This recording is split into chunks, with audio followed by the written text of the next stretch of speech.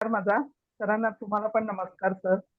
आणि आज आपला जेमिनी क्लास आहे आणि जेमिनी क्लासमध्ये आपण चरकारक वगैरे स्थिरकारक चरकारक हे मागच्या वेळेला शिकलो होतो. जो स्थिर मध्ये आहे आत्माकारक रवी चर बुध येतो. अमात्य बुध आहे स्थिर मध्ये.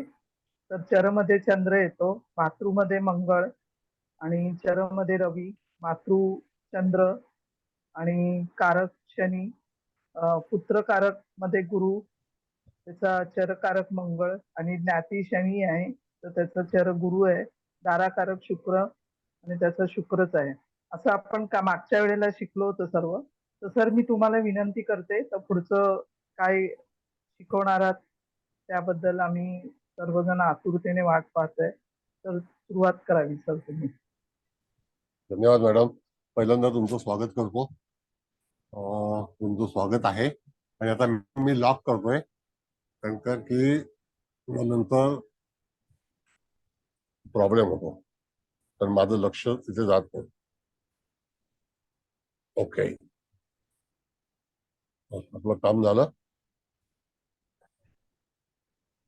आता जे लोक आहेत मेंबर ते लोक येऊ शकतील बाहेर गेल्यानंतर सुद्धा, पण बाकी थोडस कठीण आहे नवीन माणसाला. बरं ठीक आहे.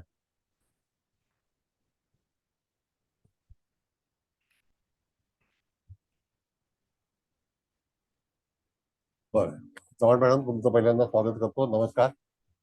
सगळ्यांचं स्वागत आहे. आपले दळवी साहेब आहेत, त्याच्यानंतर कुबल मॅडम आहेत, हळदवकर मॅडम आहेत, कुलकर्णी मॅडम आहेत, चव्हाण मॅडम आहेत. त्या सगळ्यांचं स्वागत आहे. त्याच्यानंतर देशमुख मॅडम आहेत. तर इत्यादी सर्वांचं स्वागत आहे. आज आपण जे काही आपलं ज्योतिष आहे त्याच्यामध्ये पार्ट 4 आहे, म्हणजे चौथा भाग आपण घेणार आहोत. आता चौथा भागमध्ये अगोदर आपण 3 भाग केलेले आहेत. त्याच्यामध्ये एक इंट्रोडक्टरी लेक्चर होतं, तसं हे 5वं लेक्चर आहे, पण तरी सुद्धा पुढील लेक्चर होतील त्याच्यामध्ये. आणि आज आपण फलादेशावरती सुरुवात करणार आहोत. मला असं वाटतं की आपण जे काही मांडणी आहे ती तुम्हाला लक्षात आली असेल. मी जो चार्ट पाठवलेला आहे तर त्या चार्ट वरून तुम्हाला कळेल की आत्मकारक अमात्यकारक ग्रह कोणता आहे. तर त्याचं फलित कसं द्यायचं त्याच्याबद्दल काही कोणाला कळलं नाहीये का, तर ते जर कळलं नसेल तर सांगा, त्याच्यावरती आपण पूर्णपणे फलादेश हे करू. काही प्रश्न आहेत का कोणाचे?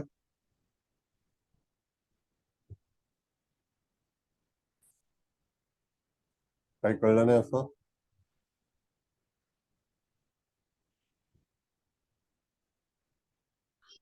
सर, जेव्हा कॉम्बिनेशन मध्ये ग्रह येतात एकापेक्षा जास्ती, त्यावेळेला मग फलादेशासाठी कसं हे करायचं? त्याच्यातही अमात्यकारक आत्मकारक असंच घ्यायचं का? कॉम्बिनेशन म्हणजे कसं आहे, हे कॉम्बिनेशन ग्रह मध्ये कधी एकपेक्षा जास्ती ग्रह जर एका भावात आले, एका स्थानात आले तर येणार, कधी येणार नाही, कधी येणार नाही. अमावस्या असेल तरी सुद्धा येणार नाही. हो का? अमावस्या असेल तरी सुद्धा येणार नाही. विकलेचा पण फरक पडतो मॅडम. कला विकला, अच्छा. ज्या वेळेला एखाद्या व्यक्तीचा जन्म होतो ना, तर अमावस्याच्या वेळेला कदाचित असं काही भाग होऊ शकतो, किंवा रवी सोबत एखादा ग्रह असेल गोचरीचा आणि त्यावेळेला सुद्धा विकलेमध्ये फरक आला तरी सुद्धा तो ग्रह जो आहे तो आपली जागा बदलतो. कारण त्याचं आपल्या स्थान जे आहे, मूळकुंडलीत कसं एकापेक्षा जास्ती ग्रह असतात की हो नाही? येऊ शकतात. पण ते कसं आहे की त्यावेळेला आपण जेव्हा हे करतो ना, तर तेव्हा ते पारंपरिक मध्ये आपण युती धरतो, याच्यामध्ये युती कधी होत नाही. अच्छा, म्हणून ते गोचरच करायचं नाही, गोचर नाही पूर्णपणे. जसं की एखाद्या व्यक्तीचा जन्म ज्या वेळेला होतो त्यावेळेला रवी सोबत जरी कुठला ग्रह असेल किंवा चंद्रात सोबत जरी कुठला ग्रह असेल तरी सुद्धा कुठल्याही ग्रहाची युती जर होणार असेल तरी सुद्धा त्या ठिकाणी त्या जातकाच्या याच्यामध्ये तो ग्रह कधीही आपलं स्थान बदलत नाही. तो ज्या ठिकाणी कले विकलेला असेल त्याप्रमाणेच त्याला स्थान मिळतं. मग ते ज्ञातिकारक असो, दाराकारक असो, जसा ग्रह असेल त्याप्रमाणे. आणि ती सिक्वेन्स जी आहे ती सिक्वेन्स तशा पद्धतीने मांडलेली आहे. फक्त एवढंच आहे की आत्माकारक ग्रह हा सूर्य असायला हवा, अमात्यकारक ग्रह असायला हवा, हा नियम आहे. मातृकारक चंद्र असायला हवा, पण नाही आला तर मग त्याच्यातून आपल्याला पाहायचं आहे की यदा कदाचित चतुर्थ स्थान जे काही मातृपितृ कारक आहे आणि तिथे समजा जर शनीसारखा ग्रह आला गेल्या वेळेला आला होता, मग अशा हो. वेळेला माता किंवा पिता जो आहे तो निश्चितच त्या जातकाच्या बद्दल चिंतित असेल किंवा चिंतित राहील, हो. असा आपण त्याचा विचार करणं गरजेचं आहे. आणि जसं पंचम स्थान आहे, मागच्या वेळेला पंचम स्थानामध्ये सांगितलं होतं की मंगळ जर आला तर पुत्र प्राप्ती किंवा जी काही पुत्री प्राप्तीनंतर जातकाचं जीवनामध्ये त्या ठिकाणी कार्याला सुरुवात होईल, कारण का तो तिकडे ऍक्टिव्हेट लवकर होणारा ग्रह आहे. मग प्रॉपर्टीच्या बाबतीमध्ये विचार केला होता आपण, पंचम स्थानामध्ये मंगळ आला तर, म्हणजे पंचम स्थानापेक्षाही पुत्रकारक ह्या स्लॉट मध्ये आल्यानंतर. हो. कळलं का? हो सर, आलं लक्षात. Okay, thank you sir. तर बोला मॅडम, बोला. आता आपण म्हटलं चतुर्थ स्थानात शनी आला हो, तर मातेविषयी दुःख निर्माण होईल की मातेपासून आपल्याला दुःख निर्माण होईल? नाही, आता भाग असा आहे मॅडम की समजा जर चतुर्थ स्थानामध्ये शनीचं गोचरीने किंवा त्या ठिकाणी आल्यानंतर त्या हा. जातकाच्या जीवनामध्ये आई संदर्भात काही ना काहीतरी प्रश्न उपस्थित होतील. आता ते प्रश्न कसा आहे की बाल्यावस्थेमध्ये जेव्हा व्यक्ती जन्माला येतो त्या दरम्यान जातकाच्या जीवनामध्ये यदा कदाचित त्या बाळापासून मातेला होणारं दुःख असं गृहीत धरलं जाईल. कधी कधी जर समजा मंगळ चतुर्थात आला तर माता खंबीर असेल किंवा मातेला कष्ट येणार, पण मातेचा खरा कारक किंवा पितृकारक जे स्थान आहे त्याचा कारक ग्रह म्हणून चंद्र सांगितलेला आहे तो त्या ठिकाणी. पण त्याच्याऐवजी जर दुसरा ग्रह आला तर गुरु त्या ठिकाणी स्थानामध्ये उच्च म्हणून सांगितलेला आहे, म्हणजे त्या ठिकाणी चतुर्थ स्थानावर आहे. मग त्या ठिकाणी माता आणि पिता हे दोघेही सुखी असतील अशा तऱ्हेचा निर्णय त्याच्यामध्ये विचार केला जातो फलादेशामध्ये. पण जर समजा शनी असेल, मंगळ असेल, तर त्या ठिकाणी आई किंवा वडिलांना त्या ठिकाणी निश्चितच कष्ट सोसावे लागतील. आणि असं आपण मूळ कुंडलीमध्ये पण आपल्या पाहिलं आपण जन्माच्या वेळेला, तर कधी कधी जातकाच्या जीवनामध्ये आरंभी जीवन जे आहे ते अतिशय सुख वस्तूमध्ये असतं, चांगल्यापैकी तो जगतो. कारण त्याला चंद्रासोबत एखाद्या शुभग्रहाची युती जर असेल तर त्या ठिकाणी त्याचं बालपण किंवा त्याचं कौटुंबिक जे आहे ते चांगल्यापैकी यशकारक मिळतं असं. Okay sir. बरं, आणखी तुम्हाला काही प्रश्न आहेत? आपण आता कुंडली मांडूया. सगळ्यांना कळलेलं आहे की कुठला ग्रह कुठे आला पाहिजे. पण आता मला असं वाटतं की थोडस आपण उपपदावरती आज सुरुवात करूया असं माझं मत आहे. तुम्हाला काय म्हणायचं आहे सांगा. सर, दोन ग्रह जर एकाच डिग्रीवर असले तर? नाही होते मॅडम, कधीच होणार नाही. कला विकला ही मला पाहिजेच ना. तरी वेगळ्या असतील. कला विकला ह्या वेगळ्या राहतील, बरोबर आहे. हा, अंश संख्या असतील तरी कला विकला वेगळ्या अंश राहतील. कला विकला वेगळा येणार. तुम्ही मी सांगितलं की गेल्या वेळेला आपण एक कुंडली मांडली होती की त्यावेळेला चंद्र आणि रवी हे तुळ राशीला अंशात्मक होते, पण कले विकलेमध्ये त्यांची तफावत होती. आणि बुध शुक्राची युती होती. मला वाटतं सूर्य सिद्धांताच्या वेळेला आपण ती कुंडली मांडली होती. त्याच्यामध्ये 29 अंशाला आणि 28 अंशाला शुक्र आणि बुध होता, पण त्याच्यामध्ये सुद्धा कले विकलेचा फरक येणार. कारण हे ऑर्बिटच तसं आहे त्या ठिकाणी तापमंडळ, तर त्या ह्याच्यावरती असा भाग जो आहे तो कधीही येणार नाही. नाही तर हे शास्त्र त्यांनी बनवलंच नसतं. बरं, दुसरा एक आणखी विषय सांगतो तुम्हाला की जेमिनी पद्धतीमध्ये अनेक लोकांनी काही पुस्तकं त्यांच्या मनाप्रमाणे लिहिलेली आहे, पण त्याच्याशी फलादेशाचा तिथे त्यांनी संबंध जोडलेला नाही. आणि जे काही त्यांनी निवेदन केलेलं आहे ते त्यांच्या मनाच्या त्याच्यावरती की त्यांना काय वाटतं त्याला अनुसरून त्यांनी त्याच्यामध्ये सारांश नमूद केलेला आहे. तर लक्षात ठेवा. आणि माझ्याकडे ज्या नोट्स आहेत तर त्या हिंदीमध्ये आहेत, तर त्या हिंदीचं जे व्याकरण आहे तर ते संस्कृत मध्ये होतं आणि त्याचं मग हिंदी रूपांतर केलेलं आहे. तर ते मुळातले जे काही योग आहेत त्याच्यामध्ये ते कशात नसतो, तर ते क्लास संपल्यानंतर मी पाठवेन. बरं, आता मॅडम तुम्ही लावू शकाल का कुंडली का मी लावू इथून? लावते ना, सांगा ना कोणतं लावू पेज? लावा ती जी मुख्य कुंडली जी आहे ना ओके, तीच हा लावा चालेल सगळ्यांना. चालेल. होय,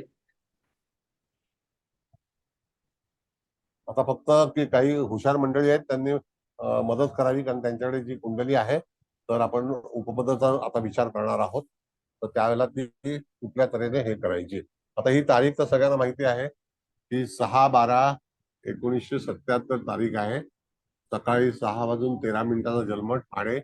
व्यक्ती पुरुष आहे. कळलं? कळलं? आता इथे भाग असा आहे की प्रथम स्थानामध्ये आलेला कसं बनवायची कुंडली. तर इथे लग्नाधिपती मंगळ हा त्यापासून 9व्या स्थानामध्ये आहे. मग आता लग्नाधिपती मंगळ हा जर 9व्या स्थानामध्ये आहे तर त्या ठिकाणी 9 स्थानं पुढे जायचं आहे. तर 9 स्थानं पुढे गेल्यानंतर त्या ठिकाणी जे काही लग्न आहे तर ते लग्नाची निवड करायची आहे. तर तिथून आपण जर बघितलं तर मीन लग्न येतंय का बघा जरा. हो होय. होय सर मी हो सर हो. हा. मग आता मीन लग्न जर तिथून आलं तर त्या ठिकाणी मीन लग्नाच्या ह्याच्यामध्ये आपल्याला कुंडली मांडायची आहे. कळलं? आलं लक्षात? म्हणजे तिथून तो 9वा आहे. तिथून 9वा आहे. बरोबर आहे? हो सर. तर 9वा असल्यामुळे त्या ठिकाणी तुम्हाला 9 स्थाने पुढे जाणं आहे. परत मी सांगतो, आपल्याला लग्नात असेल तर त्या ठिकाणी प्रथम स्थानच जे काही असेल ते मांडायचं. लग्नेश सप्तमात असेल तरी सुद्धा ते सप्तम स्थानापासून त्याचे सप्तम स्थान जे आहे ते लग्नच येतं. सप्तमामध्ये असणारा ग्रह लग्नेश सप्तमात असेल तर लग्न स्थान तेच असतं. तर आता इथे आपण बघितलं तर त्या ठिकाणी लग्न कोणतं आहे जातकाचं. तर जातकाचं लग्न जे आहे ते वृश्चिक आहे आणि वृश्चिकेचा अधिपती हा भाग्यस्थानामध्ये विराजमान आहे. तर तो कोणत्या राशीमध्ये आहे तर तो चर राशीमध्ये आहे. भाग्यस्थान तिथून किती अंतरावरती आहे तर 9 स्थानावरती आहे. 9वं स्थान आपण म्हणतो. त्यापासून पुढे 9 स्थानामध्ये जायचं आहे. मग 9 स्थानामध्ये असणारी राशी ही पण कुठली आहे तर द्विस्वभावी राशी आहे. बघा, चर राशी आणि द्विस्वभावी मध्ये फरक आहे. हे पहिल्यांदा आपण शिकलो होतो. मग त्याच याच्यामध्ये आपल्याला बघायचं आहे की तिथे लग्न कोणतं आलं तर मीन आलं. जे जाणकार मंडळी आहेत त्यांना काय वाटतं, बरोबर आहे का? होय सर बरोबर आहे. हो सर बरोबर आहे. बरोबर आहे ना. मग आता आपल्याला बघायचं आहे की मीन लग्नामध्ये पहिला आत्माकारक ग्रह शोधायचा आहे. तर मॅडम, आत्माकारक ग्रह आताचा जो चार्ट आहे ना तो लावा तुम्ही. आता होय. मीन लग्न कन्फर्म झालं. आता हा काढ. सूर्य आहे सर. सूर्य आहे. हा, सूर्य बरोबर. जरा हेल्प करा. आत्माकारक सूर्य असायलाच हवा आणि सूर्य आहे. मी स्थिर आणि चर याच्यामधला तफावत सांगतो. आता जो काही चार्ट लावलेला आहे तर त्यामध्ये आत्माकारक ग्रह हा सूर्य असणं गरजेचं आहे. तर तो सूर्य आलेला आहे. म्हणजे प्रथम स्थान जर आपण पाहिलं तर त्या ठिकाणी जातकाच्या याच्यामध्ये प्रथम स्थान हे बलवान झालंय. मग मीन राशीमध्ये सूर्य लिहायचा असतो, लिहायचा आहे. कळलं? बर. दुसरं जे स्थान आहे अमात्यकारक, तिथे बुध असणं गरजेचं आहे पण तिथे मंगळ आलेला आहे. तर त्या मंगळाचा फलादेश हा प्रधान म्हणून आत्माकारक सांगितलेला आहे. अमात्यकारक पण अमात्यकारक. त्याच्यानंतर भ्रातृकारक मंगळ असायला हवा पण तिथे आलेला आहे चंद्र. मातृकारक चंद्र असायला हवा, तिथे आलेला आहे बुध. पुत्रकारक गुरु असायला हवा, तिथे गुरुच आलेला आहे. म्हणजे इथे आपण जर बघितलं तर प्रथम स्थान आणि पंचम स्थान ह्याचं अतिशय चांगल्यापैकी जातकाच्या जीवनामध्ये प्रतिसाद मिळेल. आलं का लक्षात? जातकाच्या जीवनामध्ये जो काही फलादेश मिळणार आहे तो त्या ठिकाणी पंचम स्थान आणि प्रथम स्थान म्हणजे आत्माकारक ग्रह हा जातकाला, आणि पंचम स्थान म्हणजे पुत्रकारक जे स्थान आहे, पुत्रकारक स्थान, तर त्या ठिकाणी त्याला अतिशय पॉझिटिव्ह सांगितलेलं आहे. दुसरी गोष्ट की ज्ञातिकारक इथे शनी दाखवलेला आहे पण आलेला आहे शुक्र. कळलं? त्याच्यानंतर खालचा जो भाग आहे तो दिसत नाही मॅडम. दाराकारक नाही, तो नाही. हा काढा, तो तोच लावा. शनी शनी आलाय, शनी दाराकारक. आता दाराकारक शनी आलाय, मग तो कोण पाहिजे तर शुक्र पाहिजे ना. हम्म. दाराकारक शुक्र पाहिजे ना. हो सर, हा. शुक्र पाहिजे. शनी आला. बरं, आता ही कुंडली तुम्हाला प्राथमिक वाचन कसं करावं हे आपण अगोदर शिकलेलो आहोत. त्याबद्दल तुम्हाला काही शंका आहे का? कारण हे जर समजलं नाही ना तर पुढे जाऊन तुम्हाला निरीक्षण मध्ये कठीणता निर्माण होईल. हे समजलंय सर, हे समजलं.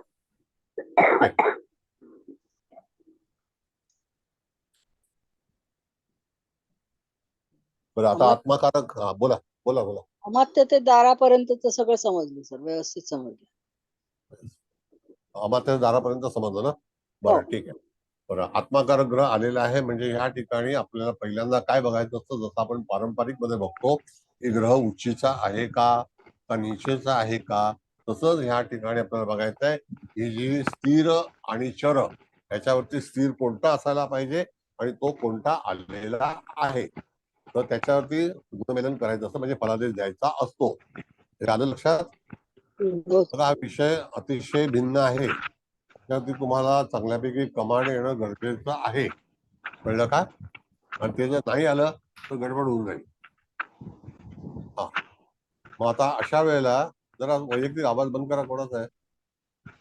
हा,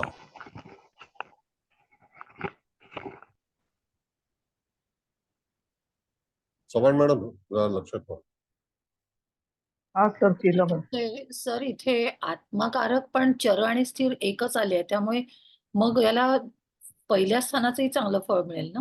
हो, पहिलं स्थान आणि पंचम स्थान म्हणजे पुत्रकारक. हा बरोबर. पुत्रकारक प्रश्नच नाही त्याच्यामध्ये. कुंडलीचा दर्जा जो आहे ना मॅडम, तिकडेच हा. ठरला जातो. हो. ही आपल्याला सवय ठेवली पाहिजे की पहिल्यांदा हे स्थिर आणि चर ह्याच्यावरती पहिला कुंडलीचा दर्जा ठरला जाईल की कुठलं स्थान बलवान आहे, तर पंचम स्थान बलवान झालेलं आहे, म्हणजे पुत्रादी स्थान चौथं आणि चांगलं. आत्माकार. येस, बरोबर. पंचम स्थान आणि हे आणि चतुर्थ स्थान जे आहे ते मातृकारक, त्याच्यामध्ये पण बुध आलेला आहे, म्हणजे तो शुभ ग्रह आहे, पण आला पाहिजे चंद्र. पण आता ते सगळेच ग्रह कसे मिळतील, त्याच्यामध्ये उणीव पण जाणवेल ना, काही कमतरता निघेल निश्चितच. ओके, बर. Thank you sir. आता आपल्याला फलादेश करते वेळी आज आता थोडासा भिन्न फलादेश देऊ, बाकी हे सगळ्या गोष्टी लक्षात ठेवा. बर, आता इथे मीन लग्नामध्ये मीन राशीमध्ये सूर्य आलेला आहे, याचा अर्थ जातकाच्या प्रथम स्थान हे बलवान झालेलं आहे. तर सूर्य कोण आहे, तर आत्माकारक आहे. बरोबर आहे. तर मीन लग्नाला सूर्य हा जरी तिथे उपपदामध्ये आपण बघितलं तर मीन लग्नाला षष्ठ स्थान हे शिवराशीचं येते की नाही? येतंय सर. हो, षष्टेश. येस. मग आता त्या ठिकाणी षष्ठ स्थानाचं जे काही फलादेश आपण पारंपरिक मध्ये ज्याचा विचार करतो की मला षष्ठ स्थानाचा फलादेश कसा मिळेल, तर तो ग्रह हा स्पेशली कोण आहे आणि तो कुठे आहे. तर कोण आहे ग्रह, तो षष्ठ स्थानाचा अधिपती सूर्य आहे. लक्षात घ्या परत, नाही का? आणि तो त्या ठिकाणी जेमिनी पद्धतीमध्ये आत्माकारक म्हणून ठरलेला आहे. तर षष्ठस्थान हे निषिद्धच आहे असं म्हणता येणार नाही. तर त्या ठिकाणी तो स्थिर ग्रह म्हणजे कारक ग्रह सूर्य हा त्या ठिकाणी प्रथम आलेला आहे. याचा अर्थ कुंडली जी आहे ती निश्चितच तिथे बलवान झालेली आहे. मग ती जर बलवान झाली तर त्या षष्ठ स्थानाचं फलित जातकाला कसं मिळेल, तर अतिशय उत्तम प्रकारे त्याला फलित मिळेल असं आपल्याला सांगता आलं पाहिजे. काय याच्याबद्दल काही कोणाला काही प्रतिक्रिया द्यायची, काही बोलायचं आहे? मी बोलू का सर, एक मिनिट? मग बोला. आता म्हणजे षष्टेश रवी आत्माकारक झाला तर आपण इथून नोकरी पण बघतो, म्हणजे तो जातक उच्च पदस्थ असेल म्हणजे नोकरीत, असं पण म्हणता येईल ना? असा संदर्भ आपण लावू शकतो. हा, असा संदर्भ आपण लावू शकतो. म्हणजे तिथे नोकरीच नाही पण इत्यादी ज्या गोष्टी आहेत, शत्रूवरती विजय संपादन होईल का, तर त्या ठिकाणी तुम्हाला षष्ठस्थान आहे. षष्ठस्थान हे मामाचं कारक आहे, त्याच्यामुळे षष्ठस्थान म्हणजे आईचं भावंड मूळ कुंडली. तर त्या ठिकाणी तो सूर्य आत्माकारक आलाय, म्हणजे यदा कदाचित जातकाच्या जीवनामध्ये सपोर्टिंग प्लॅनेट ज्याला आपण षष्ठाधिपती म्हणतो, सूर्याला एकच राशी असल्यामुळे सूर्य आणि चंद्र ह्याला एकच राशी आहेत, तर त्याचा जो काही कारक ग्रह जो आहे तो षष्ठस्थाना लग्नी बसलेला आहे, म्हणजे तो आत्माकारक झालेला आहे, त्याचं परिवर्तन झालेलं आहे. आत्माकारक म्हणून परिवर्तन झालेलं आहे. याचा अर्थ जातकाला षष्ठ स्थानाचे फलादेश अतिशय उत्तम मिळतील.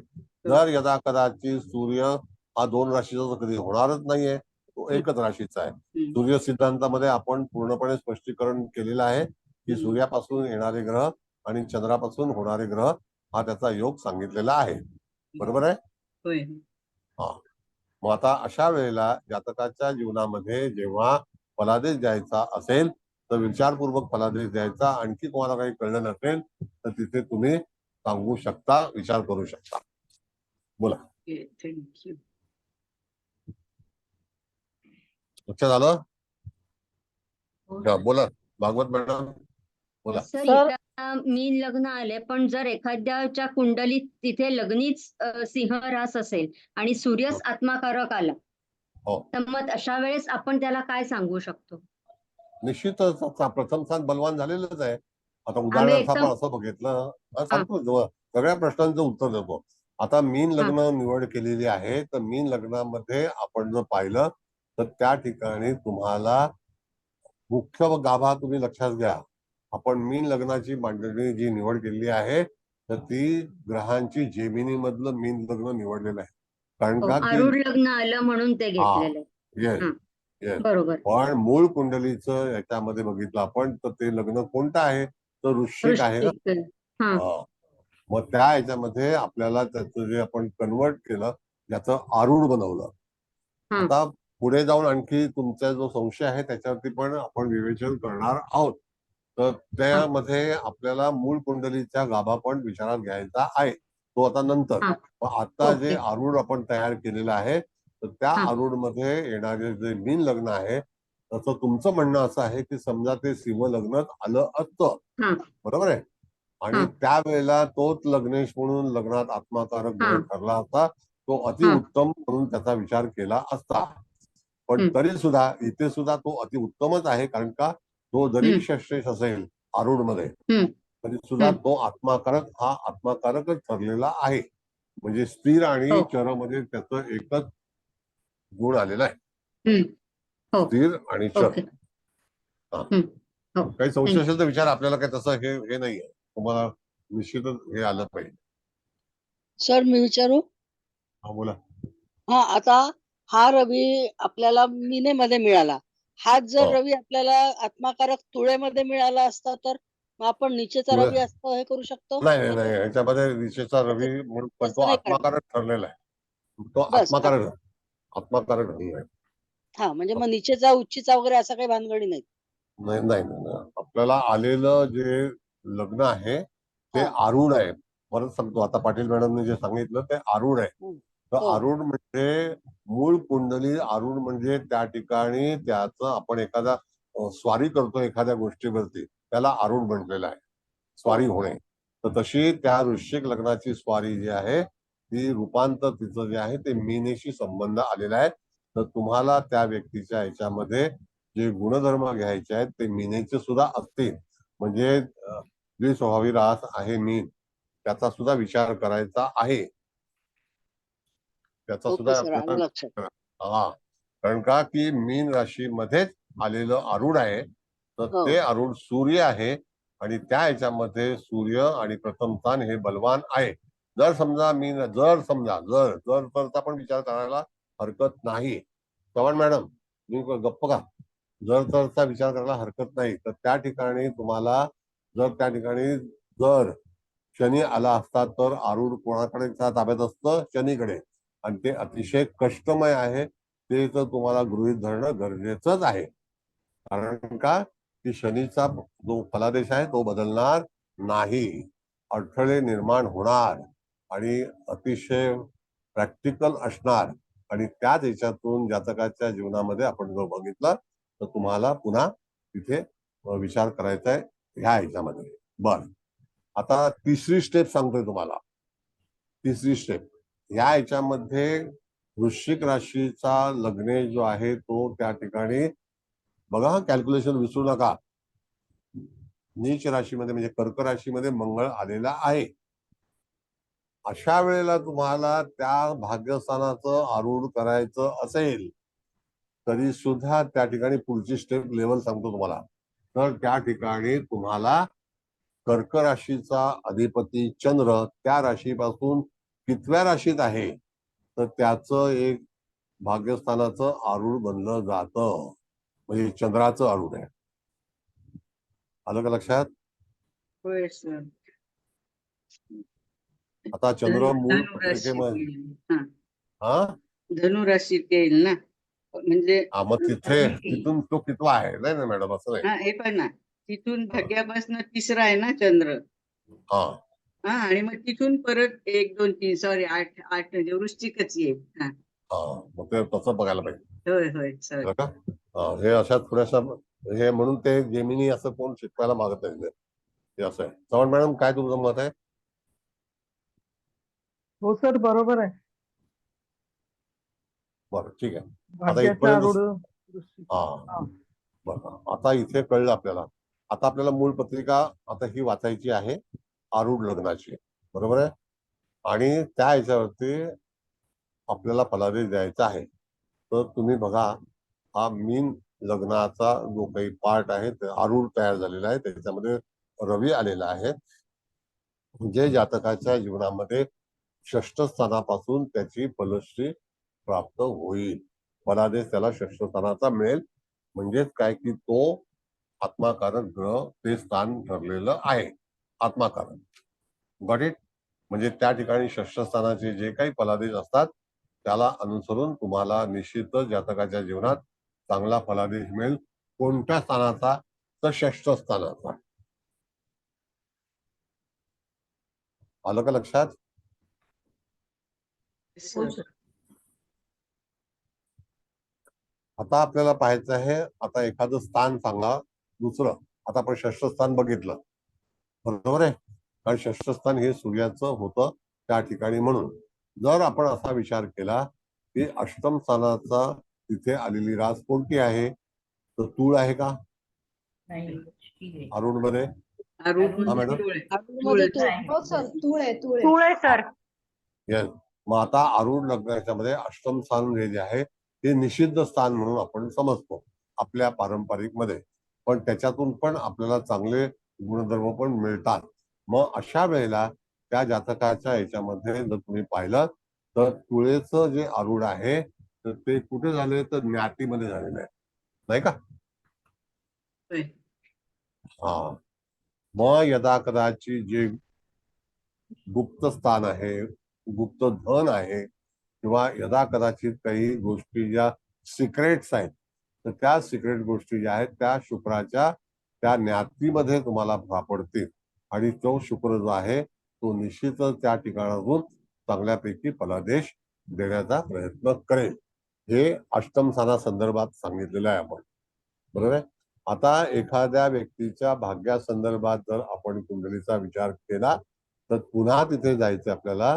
तर तिथे आपण बघितलं तर वृश्चिक राशी येते की नाही मीन लग्नाला, मीन आरूढला. परत आरूढ हा शब्द विसरायचा नाही. Yes, sir. हो. हो सर, वृश्चिक राशी येते. हा, सगळ्यांचं नेटवर्क चांगलं आहे ना? बघा, लोक जात आहेत, मला उडायला लागेल. एक मिनिट, मला लॉक उघडतो. तर काय आहे की बऱ्याच लोकांना येता येत नाही.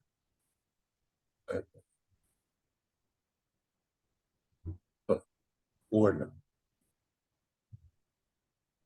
सर, इथे अमात्यकारक मंगळ होता ना? अमात्यकारक मंगळच बघा. आहे मॅडम. मग ह्या चार्ट मध्ये बुध का दिसतोय? नाही, बुध बुध तो असायला स्थिर ना, असायला हवा. हा, हा, असायला हवा. हा, बरोबर. तर बुध असायला हवा. नैसर्गिक कारक आहे ना, बुध नैसर्गिक कारक आहे. हा, स्थिर.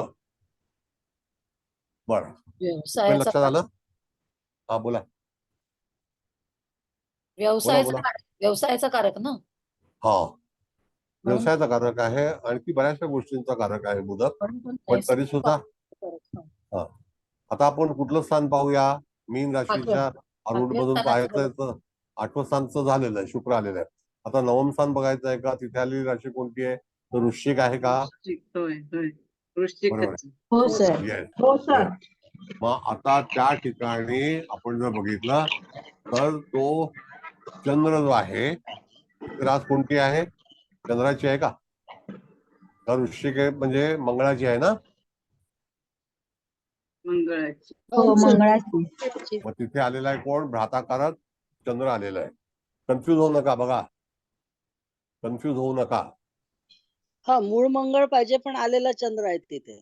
हा, मग त्यावेळेला जातकाच्या याच्यामध्ये जे भाग्यस्थान आहे तर ते भाग्यस्थानचा अधिपती मंगळ असायला हवा. तो त्या ठिकाणी चंद्र आलेला आहे. म्हणजे जिथे मंगळाचं स्थान आहे आरूढ लग्नाला, पण आरूढ विसरायचं नाही. तुम्हाला हे पक्क करायला पाहिजे. आरूढ आरूढ विसरला की परत फलादेश मध्ये फरक पडेल. बर, आता ह्याच्यावरती आलेला ग्रह हा चंद्र आहे. त्याची बैठक भ्राताकारक मध्ये आहे ना. चंद्र हा कुठेशी आहे? हो हो हो भ्रातृकारक मध्ये. बर, आता तिथे आपल्याला काय विचार करायचा आहे तो लक्षात घ्या. पुन्हा पहिली गोष्ट म्हणजे भाग्यामध्ये आलेली राशी कोणती आरूढ लग्नाला? कोणती आहे? वृश्चिक आहे की नाही? हो हो हो हा, आणि तो मंगळ जो आहे तो अमात्य कारक झालेला आहे. लक्ष घ्या बघा, अमात्य हो कारक झालाय सर, ना. मात्यकारक आहे मंगळ. हो मग तो अमात्य कारक झालेला आहे. कोण झालाय? तर भाग्य झालाय. आता अमात्य कारक हे काय सांगतं तर ते बुधाच्या अखत्यारीत आहे. मूळ कोणाकडे आहे? बुधाकडे आहे. म्हणजे जे स्थिर आपण म्हणतो तो बुध आहे, नाही आहे का? हो अमात्य कारक बुध आहे ना. हो मग तिथे आलाय तर मंगळ आलेला आहे. तिथे मग मंगळ त्या आहे. ठिकाणी त्याला जी गाईडलाईन आहे ती कोणापासून घेतली पाहिजे? तर ती मंगळापासून त्याला मिळेल. म्हणजे बुधाची गाईडलाईन मिळणार नाही. नाही. आत्माकारक सूर्याची गाईडलाईन मिळेल, कारण का तो तिथे कारक आहे आणि स्थिर पण आहे. Got it? कारक पण आहे, स्थिर पण आहे, म्हणजे त्या ठिकाणी त्याला तो मिळेल. आता राहिला भाग असा की त्या भाग्यस्थानाचा अधिपती हा अमात्य कारक असल्यामुळे त्याला प्रधान म्हटलेलं आहे. तर भाग्यामध्ये तो त्याला त्या ठिकाणी मिळालाय. तर जातकाच्या जीवनामध्ये जे काही त्याला भाग्यासंदर्भात प्राप्त होणार आहे ते मध्यस्थी करून मिळेल. का मिळेल मध्यस्थी करून? कारण का की त्या ठिकाणी, मॅडम हा चार्ट काढा जरा. आता सगळ्यांचा चार्ट लक्षात आलाय का सगळ्यांच्या? हो सर. Okay fine. मग आता त्या ठिकाणी जातकाच्या याच्यामध्ये आपण जर पाहिलं तर काय होईल? आरूढ लग्नाचा भाग्येश हा वृश्चिक असल्यामुळे तो अमात्य कारक ठरलेला आहे. मग अमात्य कारक हा ठरला असल्यामुळे त्या ठिकाणी जातकाच्या जीवनामध्ये ज्या काही घडामोडी घडतील तर त्या मंगळाच्या स्वरूपाच्या असतील. आता त्या मंगळाच्या स्वरूपाच्या म्हणजे काय? तर मुळामध्ये अमात्य म्हणजे काय? तर ज्याला प्रधान म्हटलेलं आहे. प्रधान म्हणजे काय? तर त्या ठिकाणी प्रधान जो आहे तो आपला विश्वासू, ज्याला आपण म्हणतो सचिव. प्रधान म्हणजे सचिव ना. सेक्रेटरी म्हणजे सचिव ना. प्रधान म्हणजे राजा, आणि प्रधान म्हणजे काय? राजा राजा, प्रधान म्हणजे सेनापती. म्हणजे त्याचा खालचा सेनापती आला पण ना. नाही. प्रशासक. बरं, हे दीपक कोण आलेले आहेत? दीपक कोण आहात तुम्ही? दीपक बिर्जे सर. ओके, ठीक आहे ठीक आहे. हा बरं, प्रधान म्हणजे तुम्हाला त्या अमात्य कारकाचा जो काही भाग आहे तो काय सुचवलेला आहे तुम्हाला की एखाद्या व्यक्ती ऍडमिनिस्ट्रेशन हेड म्हणजे प्रधान ना सर. सल्लागार, कारभार सांभाळणारा म्हणू शकतो का सर? एखाद्या व्यक्तीला गाईडलाईन कोणत्या ग्रहापासून मिळेल? एखाद्या व्यक्तीला त्याची गाईडलाईन. आता अमात्य कारक ह्याचा मूळ शब्द जो आहे, मूळ जो भाग आहे त्याला म्हटलेला आहे प्रधान. आता त्या ठिकाणी प्रधान बुध हा आपल्याला स्थिर मध्ये सांगितलंय की नाही? सांगितलंय ना. त्याच्याऐवजी कोण आलाय? मंगळ आलाय. तर त्या ग्रहाला मंगळच उत्तर देईल. त्या व्यक्तीला मंगळाचाच फलादेश मिळेल, बुधाचा मिळणार नाही. आता अशा वेळेला अनेक लोक जेव्हा असतात तर त्यांच्यामध्ये त्या ठिकाणी जे सल्लागार असतात किंवा त्याला सुचवणारे असतात, भाग्याची दिशा दर्शवणारे असतात. भाग्याची दिशा का ठरली आपण? कारण तो भाग्येश आहे म्हणून. कळलं? भाग्येश आहे म्हणून आपण आता भाग्याचा बद्दलचा विचार केला ना, वृश्चिक राशीचा होय. अधिपती हो सर. म्हणून त्याचा हा. म्हणून तो कोण असेल तर भाग्याची दिशा दर्शक कुठल्या ग्रहापासून होईल तर मंगळ. कोण आहे तो? तो अमात्यकारक. थोडस जे लक्षात घ्या असते हो असते. हो आलं लक्षात sir. हा. आलं मग लक्षात. त्या जातकाच्या म्हणजे सर जीवनामध्ये असं म्हणता येऊ शकतं का की त्याला जे कोणी सल्ला देणारे आहेत ते तो ऍडजस्टमेंटचा सल्ला असण्यापेक्षा डायरेक्ट रोकटोक किंवा तडकाफडकीचे जे काही निर्णय जसे घेतले जातील तसे सल्ले त्याला मिळतील असं म्हणू हो शकतो का हो सर आपण? मंगळाचं हे मंगळाचे विसरायचंच नाही. मंगळाच्या कार्यकर्त्वाखाली येणारे सगळे सल्ले त्याला मिळतील येस थोडक्यात. येस तर म्हणजे मंगळाच्या अनुषंगाने याचं भाग्य घडेल ना? नक्की येस. आता कसं आहे मॅडम सांगतो तुम्हाला परत परत आपण रिपीट करूया. बुध हा तिथे स्थिर दाखवलेला आहे की नाही? हो होय. का दाखवलाय याचं कारण सांगतो. आत्माकारक ग्रह हा सूर्य दाखवलेलाच आहे मुळामध्ये, कारण ते हो. त्याचा अधिकार आहे. मग प्रधानचा अधिकार कोणाकडे आहे तर बुधाकडे आहे, बरोबर आहे की नाही? मग भ्राताचा अधिकार कोणाकडे आहे तर मंगळाकडे आहे. मातृस्थानाचा अधिकार होय बरोबर आहे सर. मग चंद्राकडे आहे. पण आता समजा जर चंद्राच्या ठिकाणी जर मंगळ आला असता तर त्याला माते संदर्भातला जो फलादेश आहे तो मंगळापासूनच मिळेल. त्याच्यामध्ये आपण बदल करू शकत नाही. कारण का की आरूढ कोण झालेला आहे? आरूढ मीन झालेला आहे. हे सर पुन्हा समजून सांगा. थोडक्यात सर तिथं मातेच्या- राज्य कोणाचं चालेल हे आपल्याला पाहायचं आहे. नाही म्हणजे मग मातेच्या संदर्भात चंद्राला जे फळ मिळेल ते मंगळाकडून मिळेल असं? नाही नाही ऐका.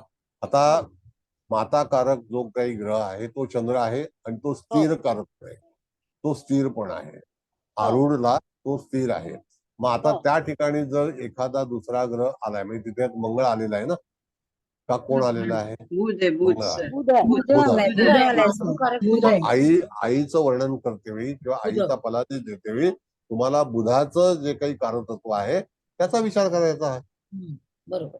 अच्छा म्हणजे त्या बुधाच्या स्थानात प्रभाव- तो आलाय म्हणून म्हणजे येस माते संबंधीचं सगळं काही फलित असेल ते बुधाच्या अनुषंगाने असेल. बुधाच्या अनुषंगाने येईल. बरोबर आहे. येस आलं लक्षात. बरोबर. सर. म्हणजे त्या ठिकाणी तुम्हाला परिवर्तन काय करायचं? आता इथे आत्मकारक ग्रह हा सूर्यच आहे. म्हणजे त्याचे स्वतःची कर्मभूमी, त्याचं स्वतःचं वागणं, त्याच्या ऍक्टिव्हिटीज किंवा त्याची स्ट्रक्चर जे काही आहे तर ते कोण आहे? तर ते सूर्य. सूर्य आहे. आणि तो तिथे स्थिर पण आहे आणि कारक पण झालेला आहे. आत्मकारक झालं, हो स्थिर आहे आणि चर पण आहे. म्हणजे ती कुंडली, ह्या कुंडलीमध्ये वैशिष्ट्य काय आहे की पंचम स्थान जे गुरुकडे आलेलं आहे आणि तो पुत्रकारक पण आहे. म्हणजे ते स्थान पण बलवान आहे.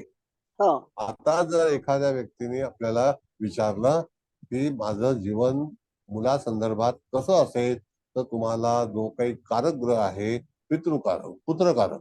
मग पुत्रकारक ग्रह कोण आलेला आहे तर गुरुला. गुरु. आणि तो तिथे पण गुरु आलेला आहे. म्हणजे त्या ठिकाणी 100% त्याला मार्क आहेत. हो कळलं? 100% आलं मार्क. हो. हा. मग त्यावेळेला तुम्हाला असा विचार केलाय की तो आरूढ लग्नामध्ये लग्नेश सुद्धा आहे. आरूढ मीन आलंय ना? हा लग्नेश पण आहे. हो सर मी लग्न आलं ना आरूढ म्हणजे तो लग्नेश पण आहे. दशमेश Yes. लग्नेश असं आहे. बरं आता आपण भाग्यस्थानाबद्दलचा पहिल्यांदा एक हे विचार करू. हम्म. बऱ्याच कुंडल्या मांडायला लागतील, त्याच्यानंतर तुम्ही परिपक्व होणार असं मूर्ता हे होणार नाही, असं नाही होणार. मग आता भाग्यस्थानाबद्दलचं पहिलं विश्लेषण करूया. भाग्यस्थानाचं पहिलं विश्लेषण म्हणजे वृश्चिक रास आहे. त्याचा जो लॉर्ड आहे, अधिपती आहे, तो कुठल्या याच्यामध्ये आहे? स्थिर मध्ये आहे. लक्षात घ्या परत. स्थिर राशीचा विचार केला पाहिजे ना वृश्चिक म्हणजे.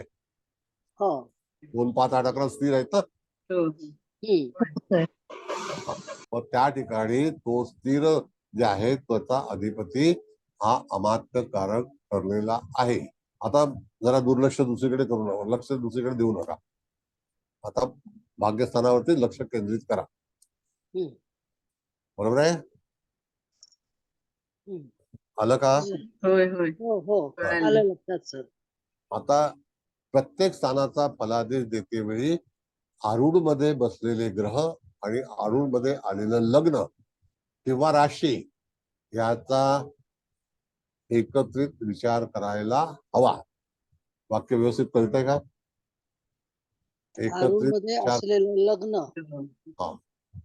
आणि म्हणजे आरूढ तिथे मध्ये असलेले ग्रह. ग्रह, आता तो ग्रह अमात्यकारक आलेला आहे, तर त्याचा करता धरता ग्रह कोण असेल तर मंगळ आहे. हं. बरोबर. मंगळ आहे. मग त्या ठिकाणी तो गुरुची अपेक्षा करू शकणार नाही. बरं, अच्छा. गुरुची अपेक्षा नाही करू शकणार. हे सगळं सर फक्त भाग्यस्थानापुरतं झालं ना? येस. आता भाग्यस्थानापर्यंत आपण झाले, पण मंगळाच्या 2 राशी आहेत, एक धनस्थान पण आहे ना. हो. म्हणून म्हणजे तिथे राशी कोणत्या किती आहेत? चंद्राला एकच रास आहे. मंगळ ग्रह त्याचं भाग्य ठरवेल, त्याच्यावरून तो धन कमवेल असं. म्हणजे हा, जे धन काय असेल कोणाला ते. मिळेल. हा तो तिथे शेवटी अमात्यकारकच आहे. हा. त्याचा चर आणि स्थिर बदलला नाही, तो म्हणजे अमात्यकारकच आहे. 2 स्थानावर मंगळाचा प्रभाव आपल्याला जाणवेल. जाणवेल. धनस्थानावर आणि तो त्या ठिकाणी अमात्य म्हणून आहे. हा अमात्य म्हणून तो आहे. मुख्य सल्लागार तुम्हाला जी आवक आहे, इन्कम आहे म्हणजे धनस्थान आहे, हा आणि भाग्य आहे तो सुद्धा वृश्चिकेचं धनस्थान आहे, म्हणजे अमात्यकारक आहे. धनस्थानापेक्षा अमात्यकारक आहे. म्हणजे ह्या अमात्यकारक दोन्ही गोष्टी कोणाच्या ताब्यात आहेत? तर मंगळाच्या ताब्यात. मंगळाचे. हा. बरोबर आहे. मग मंगळाच्या ताब्यात असल्यामुळे तिथे त्या जातकाच्या जीवनात फलादेश कोणत्या ग्रहाचा असेल तर मंगळाचाच असेल. होय. हो सर आलं लक्षात. आलं लक्षात? म्हणजे हो. मंगळाचाच प्रतिसाद मिळेल. मग आता मंगळाचा प्रतिसाद म्हणजे व्हायला पाहिजे बुधाचा प्रतिसाद, पण तो मंगळ आला तर त्याला तुम्ही काही घालू शकत नाही. आणि याच्यामध्ये आपण जर बघितलं तर भाग्यस्थान ही 12 स्थानं, त्याच्यामध्ये 2 चंद्र आणि सूर्याचं 1 म्हणजे 10 स्थानाचे जे काही अधिपती आहेत ते रिपीट होतात. Got it? 10 स्थानाचे अधिपती रिपीट होतात. हो 10 स्थानाचे रिपीट होतील बरोबर आहे. फक्त चंद्र आपला रवी आणि हे सोडलं तर चंद्र सोडलं तर बरोबर आहे. बरोबर आहे. बरं, आता हो. भाग्यस्थानाच्या संदर्भातील तुम्हाला काही गैरसमज आहे का, काही आवश्यकता आहे तर विचारा. तर मी एवढं स्पष्टीकरण दिलं तुम्हाला. तो नाही, अमात्यकारक आहे, त्याच्यामध्ये बदल करता येणार नाही. हा बोला. नाही बोला, कोण विचारत होतं? बोला. नाही कळलं सर व्यवस्थित कळलं. फाईन. सर मी बोलू? आता हा बोला. सर म्हणजे सर बोला, इथे बोला. म्हणजे मंगळाच्या ऍक्टिव्हिटीज मधून याला धन मिळेल आणि याचं भाग्य घडेल, राईट? सांगतो. बरोबर आहे तुमचं म्हणणं पाटील मॅडम. असं आहे की आपण जेव्हा मूळ कुंडली तपासतो आणि त्याच्यामध्ये जर भाग्यात मंगळ असेल तर, बरोबर आहे, त्याचं भाग्य कधीही आरामशीर नसणार, आरामदायी नसणार. भाग्याचा कारक पारंपरिक मध्ये आपण गुरु समजले की नाही? हो सर. बरोबर आहे की नाही? संततीचा कारक पण गुरु समजलोय की नाही? हो हो. विद्येचा कारक पण गुरु समजलोय की नाही? हो. पण जेमिनीमध्ये कसं आरूढवरती परिवर्तन होत आहे, याचा फलादेश कसा द्यायचा याबद्दल आपण विचार करणार आहोत. बरं, आता भाग्याचा भाग झाला म्हणजे तो धर्माचा झाला. धर्म हा मंगळाच्या अखत्यारीत येणारा धर्म.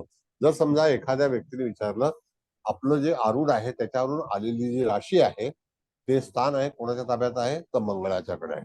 मी कोणत्या देवाची उपासना करू असं जर म्हटलं, आपण कोणी विचारलं आपल्याला, कारण आपण जो धर्म किंवा पूजास्थान जे आहे कोणत्या देवताची करावी म्हणजे ते भाग्यस्थान आहे, तर त्याचा अधिपती अमात्यकारक म्हणून मंगळ आहे, तर त्या ठिकाणी गणपतीच उपासना करावी. हे झालं भाग्यस्थानाबद्दलचं कम्प्लिटली साहित्य. What it? भाग्यस्थानातील साहित्य. सर धर्मस्थान. आता आपण कर्मस्थानाकडे जाऊया. कर्मस्थानामध्ये कुठली राशी येते? धनु येते की नाही? हो होय आता कर्मस्थानाच्या ठिकाणी आलेली जी रास आहे ती धनु आहे, बरोबर आहे? त्याचा जो अधिपती आहे तो कुठला कारक झालाय? तो पितृकारक झालेला आहे. पुत्र पुत्र.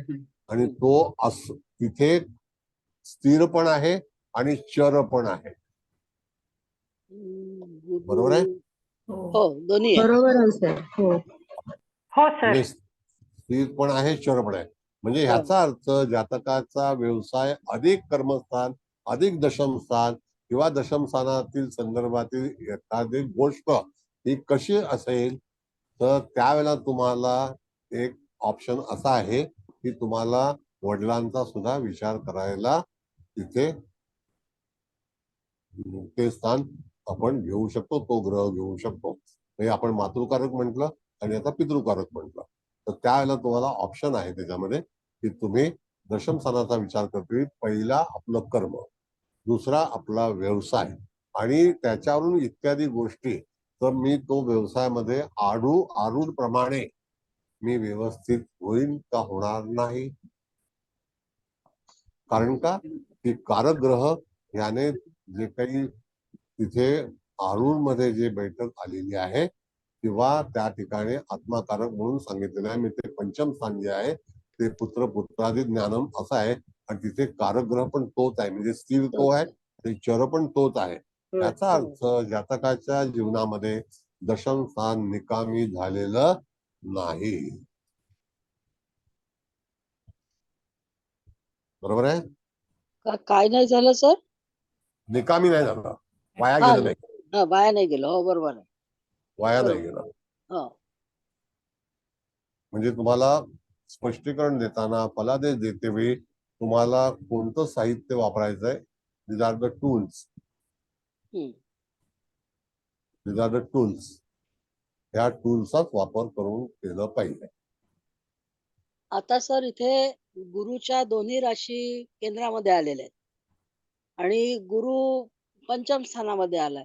मग केंद्र त्रिकोण योग हा म्हणजे गुरु पूर्णपणे नाही. बलवान आहे असं आपण इथे हे करू की नाही? पहिली गोष्ट म्हणजे जे लग्न आहे ते लग्न मीन आहे, आरूढ. दशम स्थान हे धनु आहे आणि धनु आहे. आरूढ कोण आहे, तो गुरु आहे. गुरु आहे. बरोबर आहे. त्याचा जो मालक आहे, आता आपण अधिपती म्हणतो चांगल्या भाषेत, तो त्या ठिकाणी पौत्रादी ज्ञानम आणि पंचम स्थान जे चर आहे आणि स्थिर आहे तो तिथे बलवान झालेला आहे. म्हणजे लग्न पण बलवान आहे, दशम स्थान पण बलवान आहे आणि ते द्विस्वभावी आहे. ते काय आहे? द्विस्वभावी आहे. बरोबर आहे? कळलं की नाही? म्हणजे मूळ पत्रिका तपासते. बघा हे थोडस जमलिंग होईल, पण वेळ लागेल, पण तुम्ही निश्चित चांगलं शिकाल. तर कोणाला शिकायला नाही जमलं त्यांनी विचारा, मग त्याच्यावरती आपण फलादेश देऊ. म्हणजे त्या ठिकाणी ह्याचं लग्नस्थान आणि दशमस्थान आणि गुरु आणि आरूढ पंचम स्थान हे व्यवस्थित आहे. आहे की नाही? आणि लग्नस्थानामध्ये आत्माकारक ग्रह आलेला आहे. कोण? सूर्य आहे. पत्रिका उच्च दर्जाची येते तशी. येस. म्हणजे तुम्हाला जेव्हा मूळ पत्रिका आपण पाहिली आणि जर तुम्हाला आरूढ बनवून जेमिनीचा फलादेश द्यायचा असेल तर जेमिनीचा फलादेश देतोय तुम्हाला हे साहित्य वापरणं गरजेचं आहे. आलं लक्षात सर. कळलं? म्हणून तिथे जेमिनीचं बोला. आता इथे पुत्र पौत्रादी म्हणून गुरु आला, तो दशमाचा पण अधिपती आहे आणि आत्माकारक ह्याचा पण अधिपती आहे. म्हणजे याचा आपण व्यवसायाचा विचार करताना एकतर शिक्षकी पेशा किंवा फायनान्स मध्ये संपत्ती म्हणजे बँकेचा वगैरे असाही त्याचा व्यवसाय काढायला हरकत नाही. हो ना? निश्चितच. जेव्हा आरूढ तुमचं नक्की होत आहे, बरोबर आहे. आता आरूढ लग्न नक्की झाल्यानंतर तुम्ही त्याच्याशी जोडले जाता. आता मी थोडक्यात तुम्हाला माझं उदाहरण सांगू. बरोबर आहे. आता माझं आरूढ कुंभ आहे. त्याच्यानंतर माझा जो मंगळ आहे तो पौत्रादी ज्ञानम कारक आहे, तो दशमेश आहे. कारण का आरूढ कुंभला दशमात येणारी रास कोणती आहे? वृश्चिक आहे. बरोबर आहे. हो त्याच्यामुळे मला सगळं माझं आयुष्य इंजिनिअरिंग आणि टेक्निकल टेक्नॉलॉजी मध्येच गेलेलं आहे. कळलं? मग तसंच ह्या व्यक्तीच्या ह्याच्यामध्ये गुरु आलेला आहे. तर जसं हळदणकर मॅडम म्हणतायत त्याप्रमाणे गुरु रिलेटेड सोन्याचा व्यापार आहे, बँकिंग आहे, म्युच्युअल फंड आहे, त्याच्यानंतर उलाढाल आहे, एज्युकेशन जे काही सेक्टर आहे, एज्युकेशन ज्याला आपण म्हणतो की एखादं एज्युकेशन डिपार्टमेंट आहे किंवा व्यवस्थापन आहे, अशा ठिकाणी त्या व्यक्तीच्या जीवनामध्ये रुची येईल आणि त्याच्यातून तुम्ही त्याला व्यवसाय सुचवू शकता. जे आता हळदणकर मॅडमने विचारलं की हा कुठल्या माध्यमातून त्याचं जे व्यवसाय करून तो तिथे यश मिळवेल, असंच म्हणणं आहे ना तुमचं? हो हो सर. उपजीविका काय राहील त्याची. येस. त्याच्यासाठी आरुदाची निवड करणं गरजेचं आहे. गरजेचं आहे. म्हणून जेमिनीमध्येच फक्त ही उपलब्धता आहे, बाकी कुठल्याही याच्यामध्ये नाही. वनिता पाटील, तुमचं म्हणणं काय आहे ह्याच्याबद्दल? बरोबर आहे सर, बरोबर आहे. नक्की बरोबर आहे? हो बरोबर. आता तुमच्या कुंडलीला इतकं परफेक्ट लागलंय सगळं. तुमची कुंडलीचं उदाहरण सांगितलं ना सर तुम्ही आता.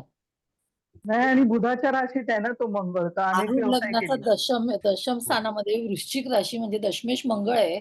त्यामुळे तुम्ही इंजिनिअरिंगचा व्यवसाय केला ना, हो. मग तेच इथे लागू पडेल ना. आणि इंजिनिअरिंग मी असं मुखोद्गर शिकू शकतो. बरोबर. बरोबर. म्हणजे इंजिनिअरिंग, ऑटोमोबाईल, हम्म. फॅब्रिकेशन आणि टेक्निकल कुठल्याही तरी मला हातात खडू लागणार नाही. बरोबर सर. सर आणि वृश्चिक रास म्हणून ऍस्ट्रॉलॉजी पण म्हणता येईल ना सर? हो, गुणशास्त्र. गुणशास्त्र. Yes yes, it is. बरोबर आहे. रिलेटेड मग तुम्हाला ह्या सगळ्या गोष्टींची कल्पना असणं गरजेचंच आहे की गुणराशी कोणती आहे. बरं, आता हा भाग राहिला असा की आपण धनुराशीच्या तिकडे जाऊया. आता वैयक्तिक विचार बंद करूया, या कुंडलीबद्दल बोलूया. आता धनुराशी तिथे आलेली आहे. तर धनुराशीचं जे काही ज्याला आपण म्हणतो मुळातलं वास्तव्य कसं आहे हे पाहिलं पाहिजे आपल्याला. तर मुळातलं वास्तव्य असं आहे की गुरु हा निश्चितच वृद्धी करून देणारा ग्रह आहे. त्याच्यानंतर वृद्धी केल्यानंतर दुसरा ग्रह आहे की तो घालवणारा पण आहे, नाही का? समजा भाग्याने दिलं आणि भाग्याने गेलं पण, तर काय होणार मग? अशा पण गोष्टी होतात की नाही काही वेळेला, सांगा. मग इथे गुरु हा वृद्धी करणारा आहे, लग्न सुद्धा वृद्धी करणारा आहे, मानसन्मान देणारा आहे आणि तो आत्माकारक आहे. लोकांमध्ये प्रचलित असेल, तेजस्वी असेल, या सगळ्या गोष्टी आपल्याला सांगता आल्या पाहिजेत. सूर्य जर लग्नी आला तर समजायचं तेजस्वीपणा आहे, तो कधीही कमी होणार नाही. सूर्याचं तेज अत्यंत आवश्यक आहे, अत्यंत आवश्यक आहे. का? कारण सूर्याशिवाय कुठलीही यंत्रणा चालणार नाही. म्हणून आत्माकारक ग्रह तो 1000 वर्षापूर्वी त्यांनी ठरवलेला आहे. तो काही मी ठरवणार नाही आज. कळलं? हे पुराणामध्ये सांगितलेलं आहे. जेमिनी पद्धतीच वेगळी आहे. Got it?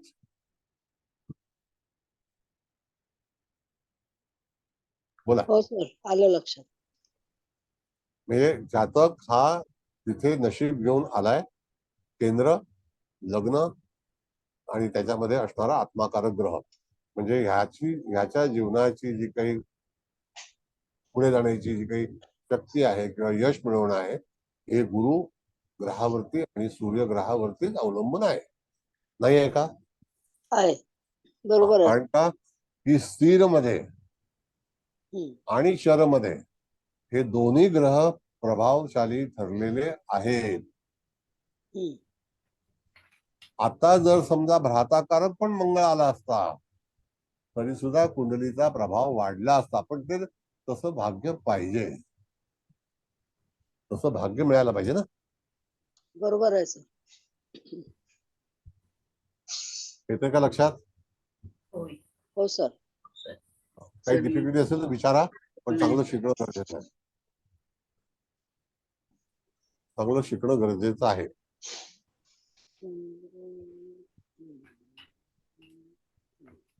बोला.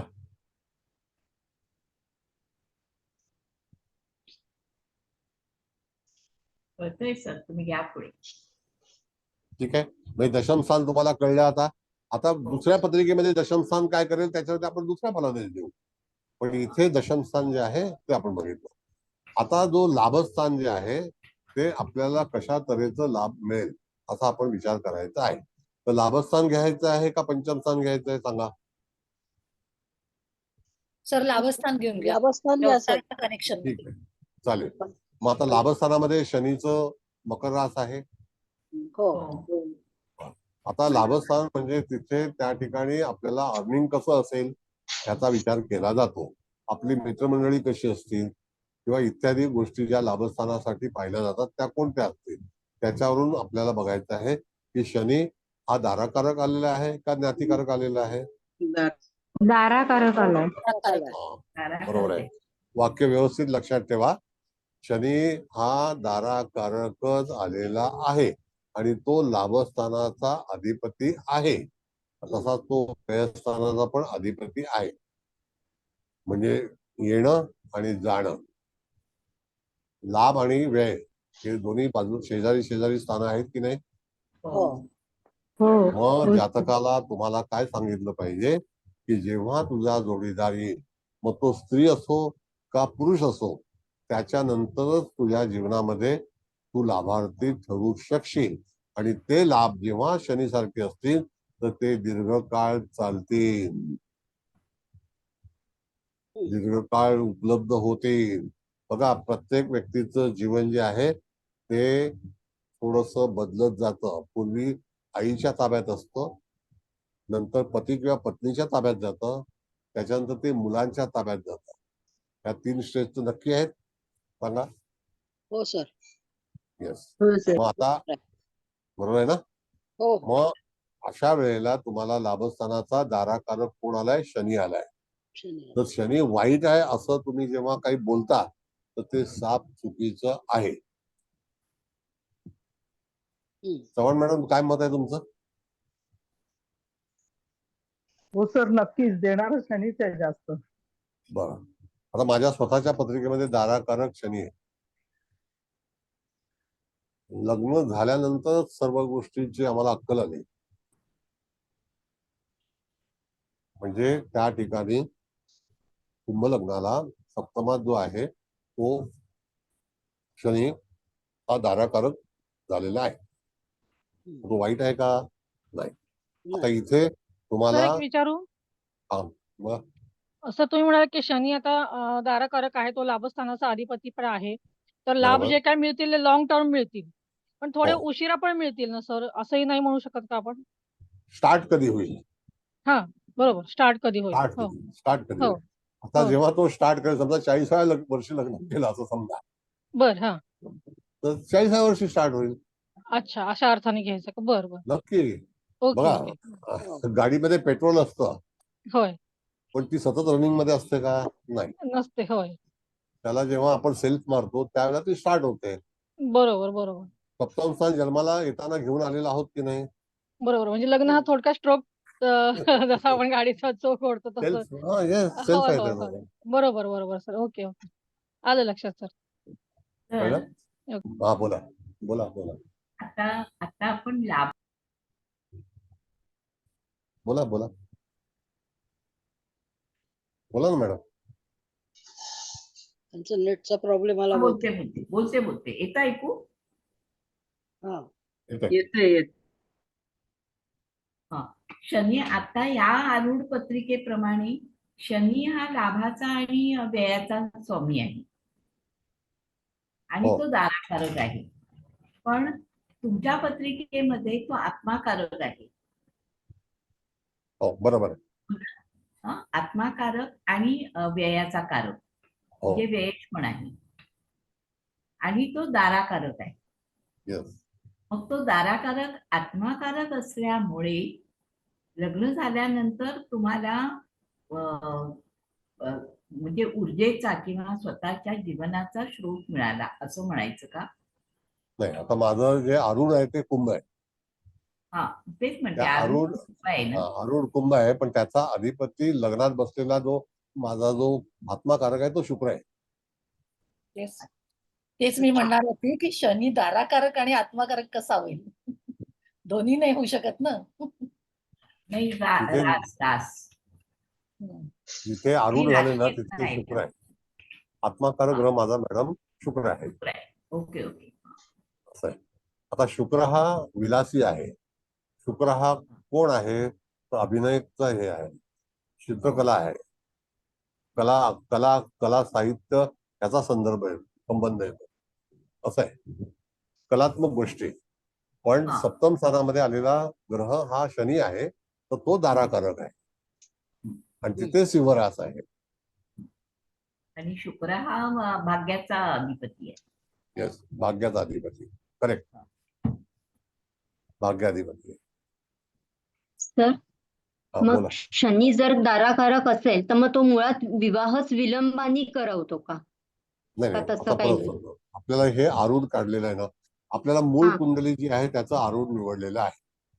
हा बरोबर आहे? मूळ कुंडलीचा हा आरूढ आपण निवड केलेला आहे, तर त्याच्या अनुसार आपल्याला राशी कोणती मिळाली आणि त्याच्यावरती ग्रह कसे विराजमान झाले, त्यांची जशी गती असेल त्याप्रमाणे. हा कळलं का? हा म्हणजे तो दाराकारक आहे म्हणून काय तो विवाह वगैरे विलंबाने करवणार नाही. तुम्हाला फलादेश कसा मिळेल हे तो ठरवेल. बरोबर. हा ठीक. कळलं? थँक्यू. थँक्यू. आता आपण लाभस्थानामध्ये आलो, तर लाभस्थानाच्या याच्यामध्ये आपण जर पाहिलं तर त्या ठिकाणी जातकाच्या जीवनामध्ये आपल्याला काय सांगायचं आहे की तू जेव्हा विवाहबद्ध होशील तो किंवा ती, त्यावेळेला त्याच्यानंतर तुझ्या जीवनामध्ये अतिशय चांगल्यापैकी लाभार्थी होशील. आता लाभार्थी होण्यासाठी जसं आपण एखादी गोष्ट घेतो, उदाहरणार्थ आपण एखादी शेअर बाजारमध्ये इन्व्हेस्टमेंट करतो आणि आपण लाभार्थी ठरतो, तर लाभ मिळेल का मिळणार नाही हे कोण ठरवेल? तर सप्तम स्थान जो दाराकारक आहे तो ग्रह हा तिथे लाभस्थानाचा अधिपती म्हणून आलेला आहे. तर त्या ठिकाणी दाराकारक हा लाईफ पार्टनर पण आहे आणि पार्टनर सुद्धा आहे. कळलं? कळलं का? सर हो हा. सर, कळलं. म्हणजे तिथे तुम्हाला असा विचार करूनच जातकाला त्याचं भविष्य सांगायचं आहे किंवा असतं. म्हणजे इथे तुम्हाला मुद्दा हा असा आहे की तुम्हाला आरूढ बनवणं अत्यंत आवश्यक आहे आणि ते आरूढ कसं तयार होतं, जशी ग्रहस्थिती असेल त्याप्रमाणे. त्याच्यामध्ये आपण हस्तक्षेप करू शकत नाही. कारण का की जन्माला येतानाच आपण सगळं एकत्रित घेऊन आलेलो असतो. तेच सगळं भोगायचं असतं, नंतर सोडून जायचं असतं.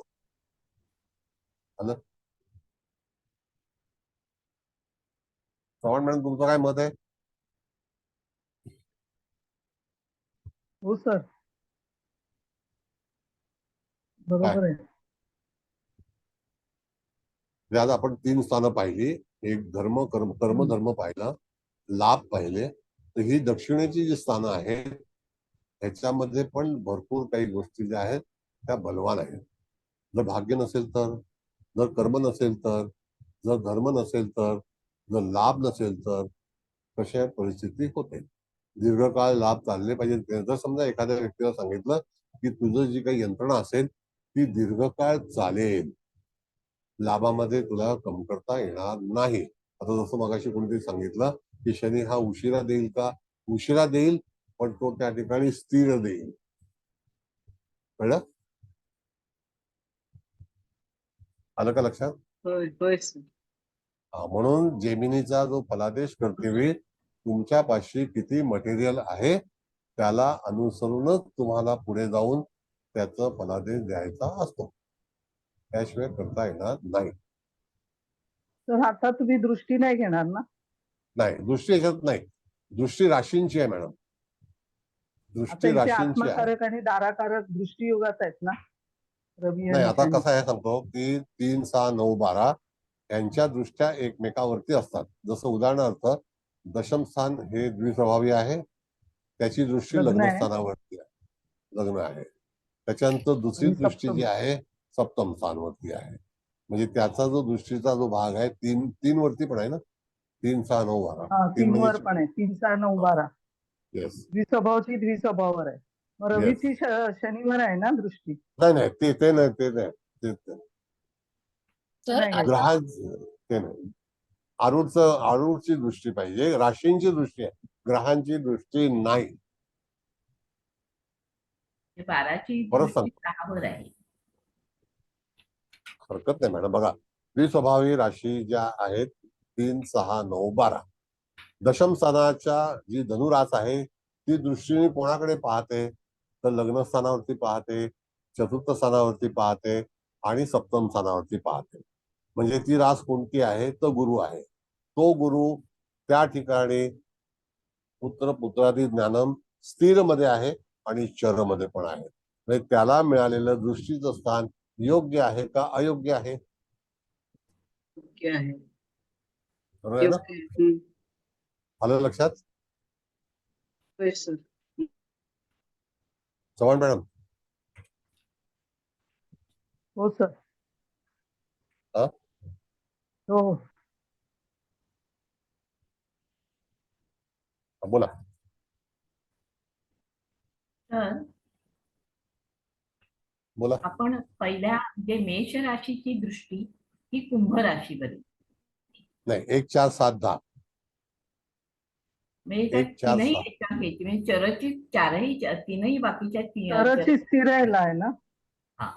1, 4, 7, 10 या चर राशी आहेत. चर राशी तर आहे. त्यांच्या दृष्टी स्थिर राशीला म्हणजे 2, 5, 8, 11ला. होय. स्थिरची स्थिरवर चरची चरवर अशी आणि मॅडम, नीचीवर. चरची स्थिरवर असं. हा, आणि स्थिरची चरवर.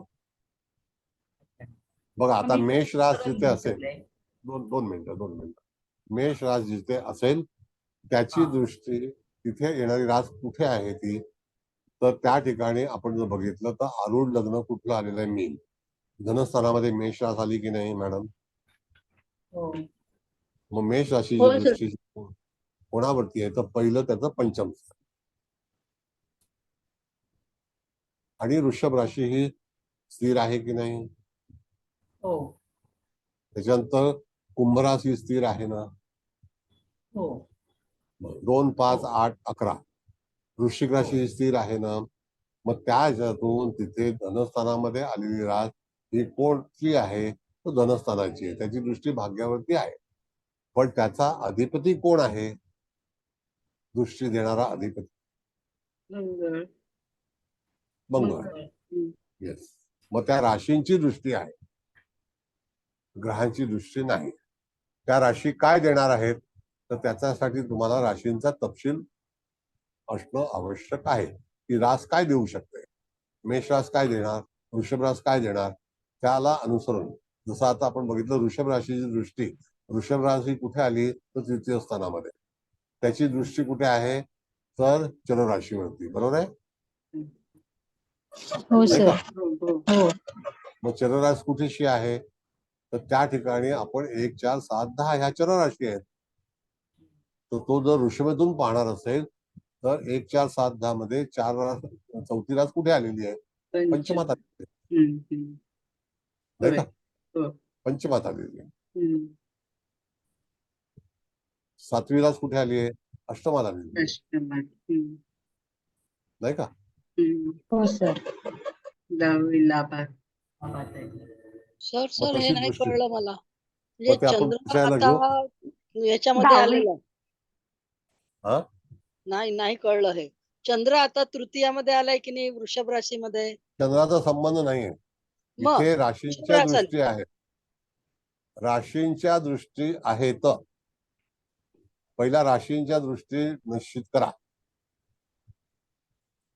चर राशीची स्थिर स्थिर. राशीवर. हा, आणि बघा, द्विस्वभावीची द्विस्वभावीवरती. बरोबर. अच्छा, म्हणजे चरची आता स्थिर, चरची स्थिरची स्थिरावर म्हणजे 4 वर येईल मग वृषभेची दृष्टी. हा, स्थिर. 4, 7, 10.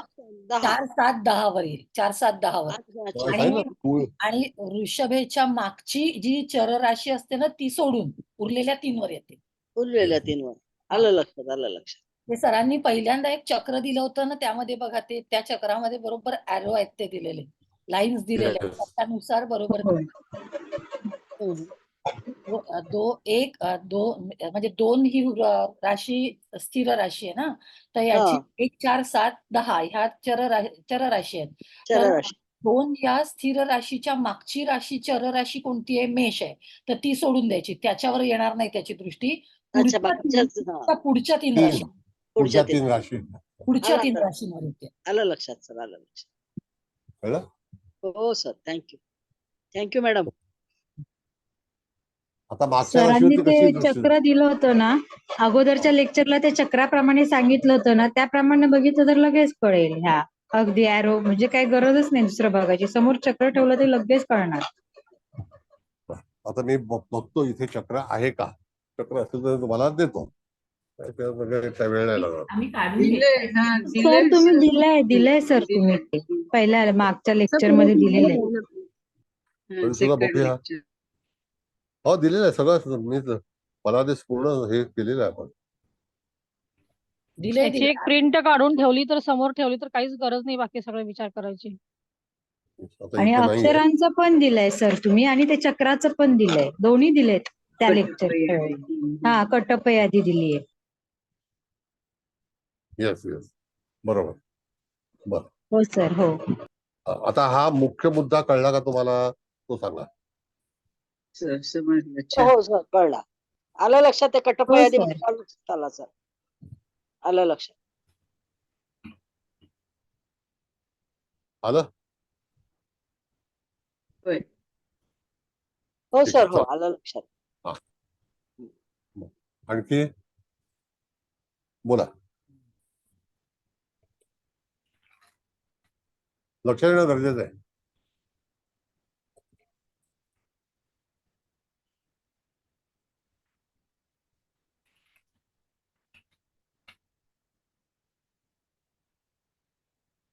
आता आपण लाभस्थानापर्यंत आलो. लग्नस्थान आपण घेतलेलं आहे. लग्नस्थानाचा जो अधिपती आहे गुरु तो आपल्याला आरूढ मध्ये कुठे सापडतोय? तर पंचम स्थानामध्ये सापडतोय. चांगला आहे का वाईट आहे? कारण तो स्थिर आहे का चर आहे? तर स्थिर सुद्धा आहे आणि चर सुद्धा आहे. म्हणजे फलादेश उत्तम मिळेल का उत्तम मिळणार नाही? तर चांगला मिळेल. बरोबर आहे? हो सर. आलं? होय हो होय. सर.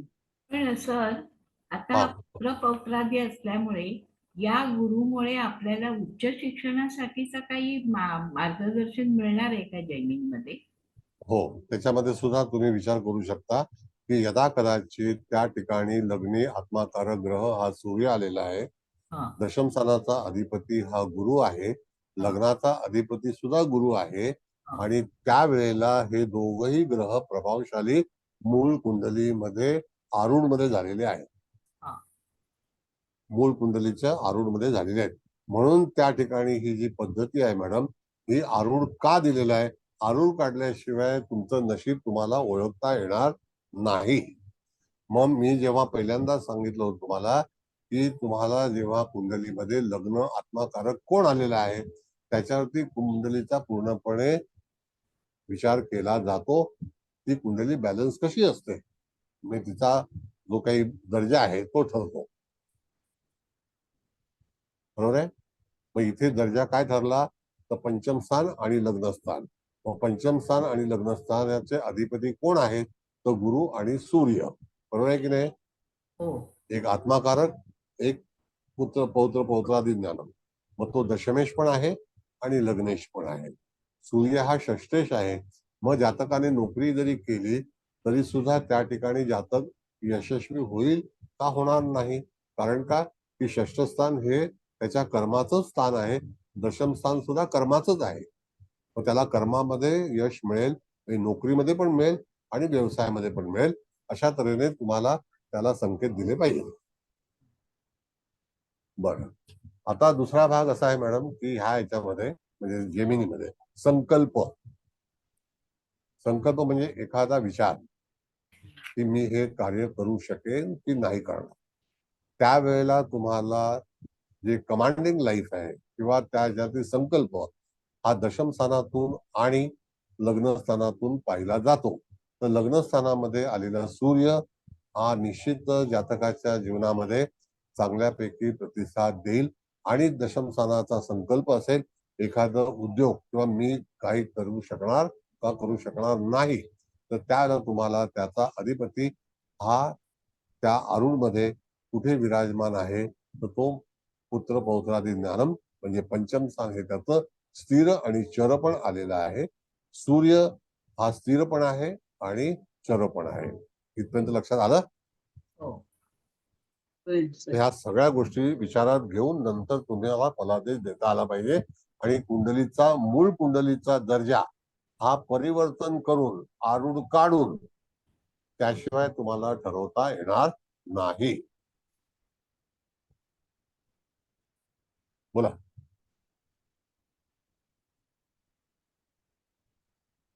कळणं गरजेचं आहे, नुसतं गप्प बसून चालणार नाही. काय वाटतं? कळालंय सर, छान. चव्हाण साहेब, चव्हाण मॅडम, तुमचं काय मत आहे? हो सर, कळलं. छान. तुम्हाला कळलं, मत सांगितलं मी. कळलं तुम्हाला नाही कळणार असं नाही. एकदम सुंदर. आतापर्यंत जेवढं सांगितलं सगळं आलं लक्षात. म्हणजे याचा अर्थ आता जेमिनीमध्ये जे परिवर्तन झालेलं आहे आपल्याच कुंडलीतील, तर त्या ठिकाणी तुम्हाला एक वेगळी व्यवस्था आहे. या व्यवस्थेमध्ये आपल्या कुंडलीचा दर्जा आपल्याला कसा ठरवता येईल. आता जर समजा आपल्याला जी कुंडली मूळ कुंडली अतिशय कमकुवत वाटते, जिचा दर्जा कमी असतो असं वाटते, आणि तिला आरूढमध्ये तिचा बदलाव केल्यानंतर त्या कुंडलीचे मध्ये असणारी जी काही शक्ती आहे ती तुम्हाला प्रदर्शित करता येईल का येणार नाही? येईल ना. येईल. बरोबर आहे. कुंडली बघून पण येईल. धरून पण कुंडली धरून पण हे सांगता येईल ना, दोन्ही कंबाईन करून हे केलं तर. हो, पण तरी सुद्धा मूळ कुंडली जेव्हा साथ देत नाही, चांगली आहे, मग त्याचं परिवर्तन जर समजा जेमिनीमध्ये केलं, आणि जेमिनीमध्ये उठावदार ग्रह कुठला आहे की ज्याचा तो खरोखर आता त्या समजा ठिकाणी गुरु ह्याचा पंचमेश आहे, गुरु मूळ कुंडलीचा, आणि इथे पण चांगला आला गुरु, तर नक्कीच 100% फळ मिळणार ना. नक्की. हो, येस, इट इज. पण आरूढ आता बनवल्याशिवाय. दशमेश रवी आहे, दशमेश रवी आत्माकारक झालाय. बरोबर आहे, करेक्ट. तो चांगलं फळ देईल ना. नक्की आलेलाच आहे ना. बघा ना, आत्माकारक ग्रह तो स्थिर आणि चर मध्ये आलेला आहे. चर आणि स्थिर मध्ये आलेला आहे, म्हणजे त्या ठिकाणी तुम्हाला एखादा ग्रह हा कसा फलादेश देतो. आता दुसरा एक भाग सांगतो. तुम्ही त्याच पत्रिकेचं कुठलंही परिवर्तन करा, कुठलं करायचंय का आपल्याला? चला, कुठल्या स्थानाचं करायचंय परिवर्तन? गोपनीय आहे. त्याचा गुरु घेतलेला आहे, पण पुत्र पौत्रादी गुरु घेतलाय, त्याच्याऐवजी तिथे शुक्र आला. येणारच नाही, ह्या पत्रिकेमध्ये येणारच नाही. नाही, ह्या पत्रिकेत नाही येणार, कारण त्याचे अंश दुसऱ्या नाही, ह्या पत्रिकेमध्ये तुम्ही बदल घडवूच शकणार नाही. समजा आता आपण विचार केला की जसं आता ह्या म्हणाल्या चव्हाण मॅडम, तर दशम स्थानाचा आपण विचार केला, तर दशम स्थानामध्ये मूळ कुंडलीमध्ये शिवरास येते की नाही? आणि तो आत्माकारकच ठरेल, त्याला ऑप्शन नाहीये मॅडम. बघा तुम्ही, आहे का ऑप्शन? वनिता पाटील, ऑप्शन आहे? काय म्हटलात तुम्ही? दशम स्थानाचा अधिपती हा आत्माकारकच होणार, याला काही बदल होऊ शकेल का? नाही, अजिबात नाही. आत्माकारक हा खूप अत्यंत महत्वाचा आहे. तो पूर्ण कुंडलीची डायरेक्शन ठरवतो. मग आता ह्या वेळेला तिथे सूर्य आलाय, म्हणजे इथे ह्या कुंडलीमध्ये 2 ग्रह पॉवरफुल झालेले आहेत. तर तुम्ही त्या व्यक्तीला फलादेश सांगते वेळी ह्या 2 ग्रहांचा आधार घेणार की नाही घेणार? घ्यावाच लागेल ना. प्रश्नच नाही. म्हणजे त्याच्यामध्ये काही बदल होऊ शकत नाही. नाही होईल का काय बदल? नाही नाही. बरं, आता ही झाली वृश्चिक लग्नाच्या कुंडलीची भाषा. जेव्हा मीन लग्नाच्या आरूढची भाषा केली तरी सुद्धा जे घडामोडी आत्माकारक तो आत्माकारकच करणार. हो सर. वेगळा होईल का? नाही होणार. हे लॉजिक आहे. म्हणून कन्फ्यूज होऊ नका. प्रश्न विचारा, लॉजिकली विचारा, तुम्हाला कळेल तिथपर्यंत विचारा, पण विचारा. नाहीतर इतरांना पण कळणार नाही, तुम्हालाही कळणार नाही. नाहीतर मी सांगितलं मध्ये विचारायचं नाही तर तिथे मग मी शिकवण्याचा काही हे राहणार नाही. याचा अर्थ की एक तर मला कळत नसेल आणि मला तुम्हाला शिकवायचं नसेल, दोन्ही भाग आहे. हा चव्हाण मॅडम बरोबर आहे? हो सर.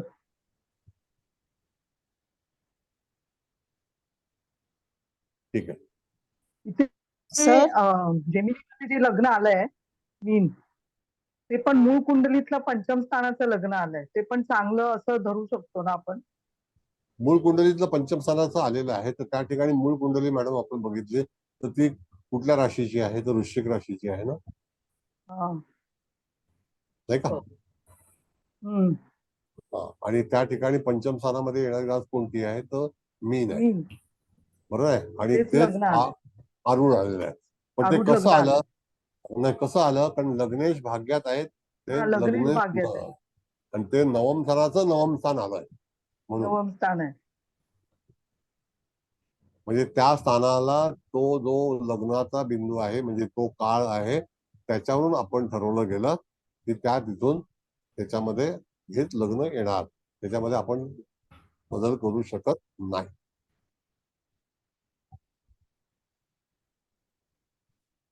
बघा, प्रतिकार शक्ती ही स्ट्रॉंगली पाहिजे की नाही पाहिजे?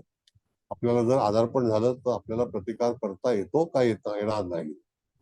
कधी कधी एखाद्या वेळेला प्रतिकार न करता सौम्य बसणं सुद्धा योग्य असतं का अयोग्य असतं? सांगा. असू शकतं. हे योग्य असतं सर. सर मग एक भूमिका. विचारू. हा बोला. सर इकडे ज्ञातिकारक शनी असून शुक्र आलाय तर कसा फलादेश करायचा? शुक्र कारकच आहे. ज्ञातिकारक बुध आहे. ओके. ज्ञातिकारक बुध आहे, पण समजा शुक्र कारक आहे, हा शुक्र कारक आहे, त्याच्यामध्ये बदल झाला आणि तो बुध आलाय, बरोबर आहे? हा हा. मग आता बुधाचाच फलादेश द्यायचा. आता बुध म्हणजे अच्छा. व्यापार. आपण मगाशी फलादेश घेतला त्यावेळेला त्या ठिकाणी बुध हा व्यापाराचा कारक आहे. कोण आहे तो? तर तो आरूढ मध्ये सप्तमेश आहे. सप्तमी. आरूढ मध्ये सप्तमेश आहे ना, आणि हा, हा. चतुर्देश आहे का दशमेश आहे? तर इथे ज्ञातिकारक तर शुक्र आहे. शुक्रच आहे. हा. तर बुध कुठे आहे? बुध नाही आहे. हो. नाही, शुक्र आहे. शुक्र आहे. शुक्रच आहे, बुध नाही आहे. बुध नाही आहे. दाराकारक मातृकारक आलाय. हा. मातृकारक बुध आहे सर. बुध मातृकारक आहे. हा. शुक्र आहे, शुक्र. तिला नक्की करा कोण कुठे आहे. नाही कन्या रास. सर मातृ ठीक आहे, ठीक आहे, ठीक आहे, ठीक आहे, ठीक आहे, नो प्रॉब्लेम. आता जर समजा दाराकारक ग्रह दाराकारकच्या सप्तमाची राशी आहे तर तो चतुर्थामध्ये असं तुमचं म्हणणं आहे की नाही? हो हा. हो. बरोबर आहे. होय. मग आता जसं की आपण बघितलं तर माता आणि पिता हे चाणाक्ष असतील. बुध हा चाणाक्ष प्लॅनेट आहे, बरोबर आहे. नाही का? होय सर. त्या ठिकाणी विचारपूर्वक ज्या काही योजना असतात किंवा जे निर्णय असतात ते बुधाकडून चांगले होतील की नाही? जर आई वडिलांचे निर्णय आपण बघितला तर ते निर्णय कसे असतील असा जर कोणी प्रश्न केला तर तो प्रश्न तुम्हाला सुधारता आला पाहिजे किंवा त्याला फलादेश देता आला पाहिजे. पण तो मातृकारकच ठरलेला आहे, त्याच्यामध्ये बदल होणार नाही. बरं, आता जसं की आपण म्हटलं की आई किंवा वडील कसे असतील? हुशार असतील. आपण षोडश वर्गामध्ये पण शिकलो ना बऱ्याच गोष्टी. षडवर्गामध्ये पण शिकलो ना. हो. हा मग सर कसा विचार समजलं. करायचा? म्हणजे इथे आपल्याला असंही म्हणता येईल की तो मातृकारक बुध आल्यामुळे बुधाची मूळ स्थिर भूमिका ही अमात्यकारकची आहे आणि तो मातृकारक बसल्यामुळे त्यांनी दिलेले निर्णय हे सुद्धा चांगल्या पद्धतीचे जातकाला ठरू शकतील. आता राहिला भाग असा मॅडम की बुध, शुक्र, गुरु, चंद्र हे सगळे शुभग्रह आहेत ना, हो. पण ते कारक त्यातला कोण आहे तर चंद्र आहे. हा. तो स्थिर आहे, नाही का. पण चरमध्ये बदल कोण झालेला आहे, उजळ तर झालं. तिथे बुधाचा झालेला आहे. चर आणि स्थिर ह्या दोन गोष्टी लक्षात ठेवणं गरजेचं आहे, हो. नाही का. होय. तसा बदल तो तुम्हाला त्या फलादेशामध्ये सापडेल. Nothing is difficult, everything is possible.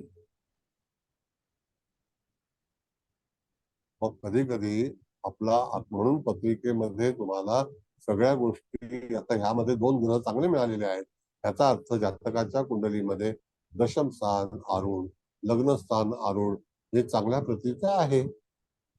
अधिक त्याच्यासोबत षष्ठ स्थान लग्न मध्ये जो आत्मकारक ठरला तो रवी आहे. जर आत्मकारक रवी आहेच मुळात चर आणि स्थिर मध्ये, तर तो चांगला आहे की नाही. म्हणजे जातकाला पोषक ग्रह कुठले आहेत तर गुरु आणि रवी, जे निर्णयात्मक, त्याला आपण म्हणू निर्णयात्मक, कळलं, असा विचार करायचा असतो. आलं लक्षात sir. Okay fine. Sir Thank एक विचारू? हा बोला. नमस्कार. इथे आरूढ लग्न मीन राशीचं आलेलं आहे आणि त्याच्यात केतू पण आहे, तर मग तो कसा नाही विचार नाही करायचा नाही, आपण? केतू आणि राहूचा विचार आपण इथे केलेला नाहीये. का केला नाही तर तुम्हाला मी सांगतो. मागच्या वेळेला पण स्पष्टीकरण केलं होतं. ते हं. दोघंही एकाच अंशाला भ्रमण करीत असतात. हो. त्यावेळेला त्याचं पुत्त पकडायचा ग्रह, हम्म. मगाशी युतीची हे झाली होती ना, हो. तर त्या ठिकाणी राहू आणि केतूची जी चाल आहे किंवा अंशात्मक आहे तर ती सारखी असेल. हम्म. आणि 7 स्थानाचाच विचार केलेला आहे, 8व्या स्थानाचा विचार केला नाही, किंवा 9व्या स्थानाचा पण विचार केला नाही.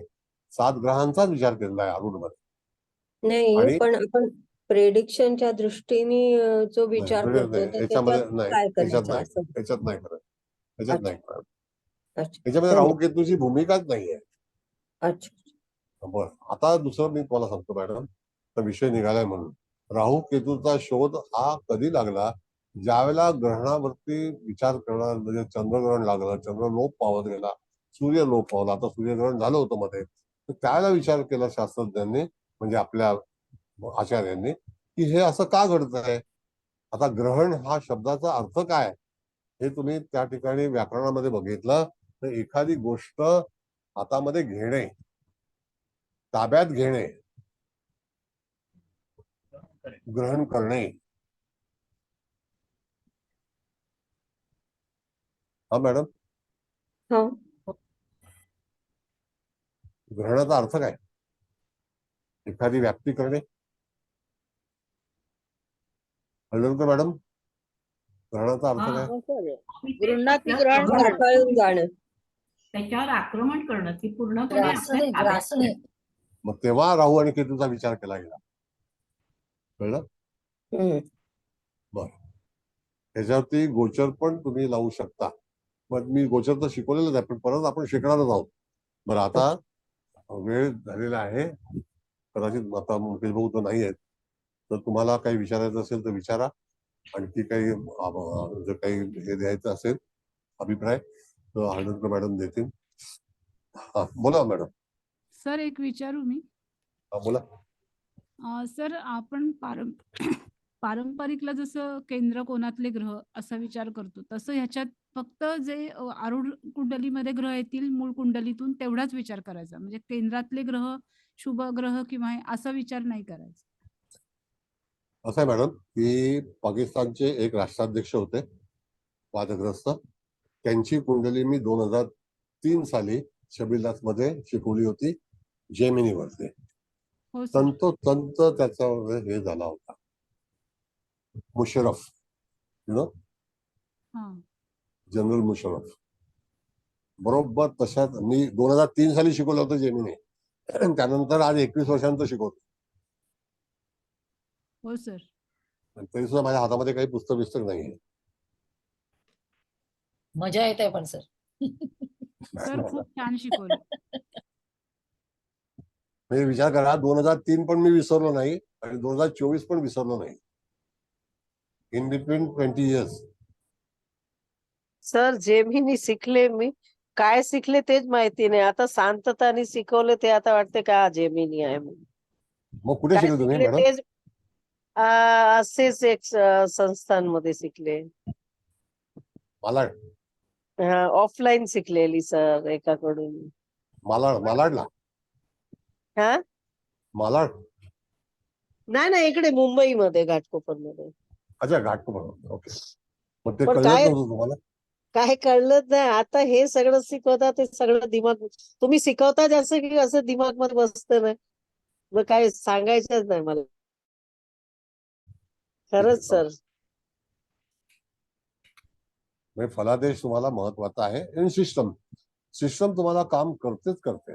आता तुम्हाला चर कळलं, स्थिर कळलं, कारक कळले नाही का? राहिलं काय? फलादेश. राहिलं काय? फलादेश. एकदा तुम्ही बॉडी तयार केल्यानंतर त्याची टेस्ट काय असते? जसं की समोसा किंवा करंजी, आतमध्ये तुम्ही काय भरता ते बाहेर दिसत नाही, खाल्ल्यानंतर चव लागते ना त्याची, चांगला आहे का वाईट आहे. तसंच जेमिनीचं आहे. जोपर्यंत त्याच्यामध्ये तुम्ही शिरकाव करणार नाही तोपर्यंत त्या कुंडलीची जी काही भाषा आहे किंवा त्याची जी काही चव आहे तर ती तुम्हाला कळणार नाही. कळलं? बर, हळदणकर मॅडम. पहिला चव्हाण मॅडम अभिप्राय द्या. चव्हाण मॅडम, तुमचं म्हणणं काय सांगा? हो सर, खूप छान सांगितलं आणि असं कोणी शिकवेल असंही मला काही वाटत नाही. एकदम सुंदर. आत्माकारक इथे नवी निघाला. रवी आणि गुरु दोन्ही चांगले होते. आता हळदणकर मॅडम सांगतीलच सगळं, एक्सप्लेन नीट व्यवस्थित करतील त्या. पण मी तुमच्याबद्दल सांगते थोडं, की तुम्ही जे काही आम्हाला देताय एवढं भरभरून आणि एवढं ज्ञानी बनवताय, तर तुमचे किती आभार मानायचे तेवढे कमी आहेत. तर थँक्स सर. आणि खूप सुंदर होतोय क्लास आणि परत पुढचा क्लास कधी येईल अशी आतुरतेने आम्ही वाट बघणार आहे आणि नवीन नवीन काय काय शिकायला मिळेल याच्यातनं ते बघणार आहे आम्ही. तर खूप सुंदर सर, खूप छान होतोय क्लास. Thank you sir. आता एंजल लेवल 1 लेवल 2 दोन्ही शिकवणार आहे यावेळेला. हो हो सर, शिकवा शिकवा. Level 1 level 2. ठीक आहे, धन्यवाद सर माझ्या कधी फोन लागत नाही ना नेट मध्ये, तर माझ्या मुलीच्या मी लावते, रिधी दामा म्हणून. मग ती लावून मला देते, मी बोलत नाही विचारल्यावर. मग तेव्हा राहू द्या, केव्हा तरी रिधी दामाचा नंबर येईल कधीतरी. कारण मी बाहेरच्या पण जाऊन सोडून देते तुमचा क्लास असल्यावर. ठीक आहे, या. कुठेही मागाच्या क्लासला फसू नका, सर घेणारच आहेत. अरे हा वेगवेगळीचे. मॅडम जरा ऍडव्हर्टाइज करा. महागाचे जे काही क्लास आहेत त्या तिकडे जाऊ नका सर. अगदी सगळे क्लास घेणार आहेत व्यवस्थित. तर आणि कुठे जाणार नाहीत लोक हे आम्हाला माहिती आहे. तर कुठेही जाणार नाहीत लोक, एवढा विश्वास आहे. तर कुठे फसू नका. बायका जास्त करून बायका फसतात. तर हे बाई सांगते जाऊ किती नका. छान आहे की नाही सर. खरंय पण मॅडम, अगदी खरंय. काही चूक नाही. बायका इतक्या बायकाच जास्त पटकन हे फसतात होतात. ना. कुठेतरी आली ऍड की जातात, लगेच पैसे घालवतात. विचार बदलतात. असं नको व्हायला. पण मॅडम आता सरांचं बोट धरलंय, आता सोडायचं नाही. नाही, मी तुम्हाला सांगणार काही होतो सोडायचंच की नाहीये जरा शेवटपर्यंत. तुम्ही कुलकर्णी मॅडम तुम्हीच अभिप्राय द्या की महागडे क्लास करावे का नाही करावे ह्याबद्दल फक्त. शहाणे असाल तर कोणीही सरांचं बोट सोडून कुठेही दुसरीकडे जाऊ नका. जाणारच नाही. अगदी एवढे बरोबर आहे एकाच मॅडम. वाक्यामध्ये सगळं आलं सर. अगदी महागडे बरोबर क्लास आहे. किती कसे असू दे, किती भारी जाहिरात केलेली असू दे, काहीही असू दे, जे तुम्ही देताय ते कुठेही मिळणार नाहीये सर ज्ञान आम्हाला. त्यामुळे सरांचं एकदा बोट पकडलेलं आहे गुरु म्हणून, ते सोडून कुठेही कोणीही जाऊ नका. धन्यवाद. धन्यवाद सर. आमच्याकडे भरपूर नाही, सरांचं बोट सोडायचंच नाही. आमच्याकडे कुलकर्णी भरपूर आहेत. कुलकर्णी विचारवंत आहेत. नाही, हुशारच आहेत मॅडम, प्रश्नच नाही. नाही, जेवढे कुलकर्णी भेटले ना तेवढे विचारवंत हुशार. भरपूर कुलकर्णी आले आहेत पूर्वीपासून अजून. नाही, आणि सरांचं दुसरं वैशिष्ट्य असं आहे की सर आपलं लेक्चर चालू असताना सुद्धा आम्ही काही प्रश्न विचारले तर लगेच त्याचं उत्तर देतात, म्हणजे थांबवत नाही. ते इतर ठिकाणी काय होतं की माझं संपल्यानंतर तुम्ही विचारा, तसं आपलं नाहीये सर. धन्यवाद. धन्यवाद. बरं, हळदणकर मॅडम, चला आता तुम्ही सांगा. सर 1 मिनिट बोलू का? हा, बोला. हा सर, तुमच्याकडे सगळेजण आम्ही सगळे ना तुमच्या हाताखाली राहून एवढे तयार झाले की कुठल्याही लोकांना फसणार नाही इतके शातीर म्हणले तरी चालेल. कोणालाही फसणार नाही आता सरांच्या हाताखाली राहून. थँक्यू. बोला सर, तुमच्यासारखं कोणी शिकवत नाही, पण हे खरंय. तुम्ही जसं शिकवताना तसं सविस्तर कोणच सांगत नाही. धन्यवाद. जाधव मॅडम बोलताय का? हो सर.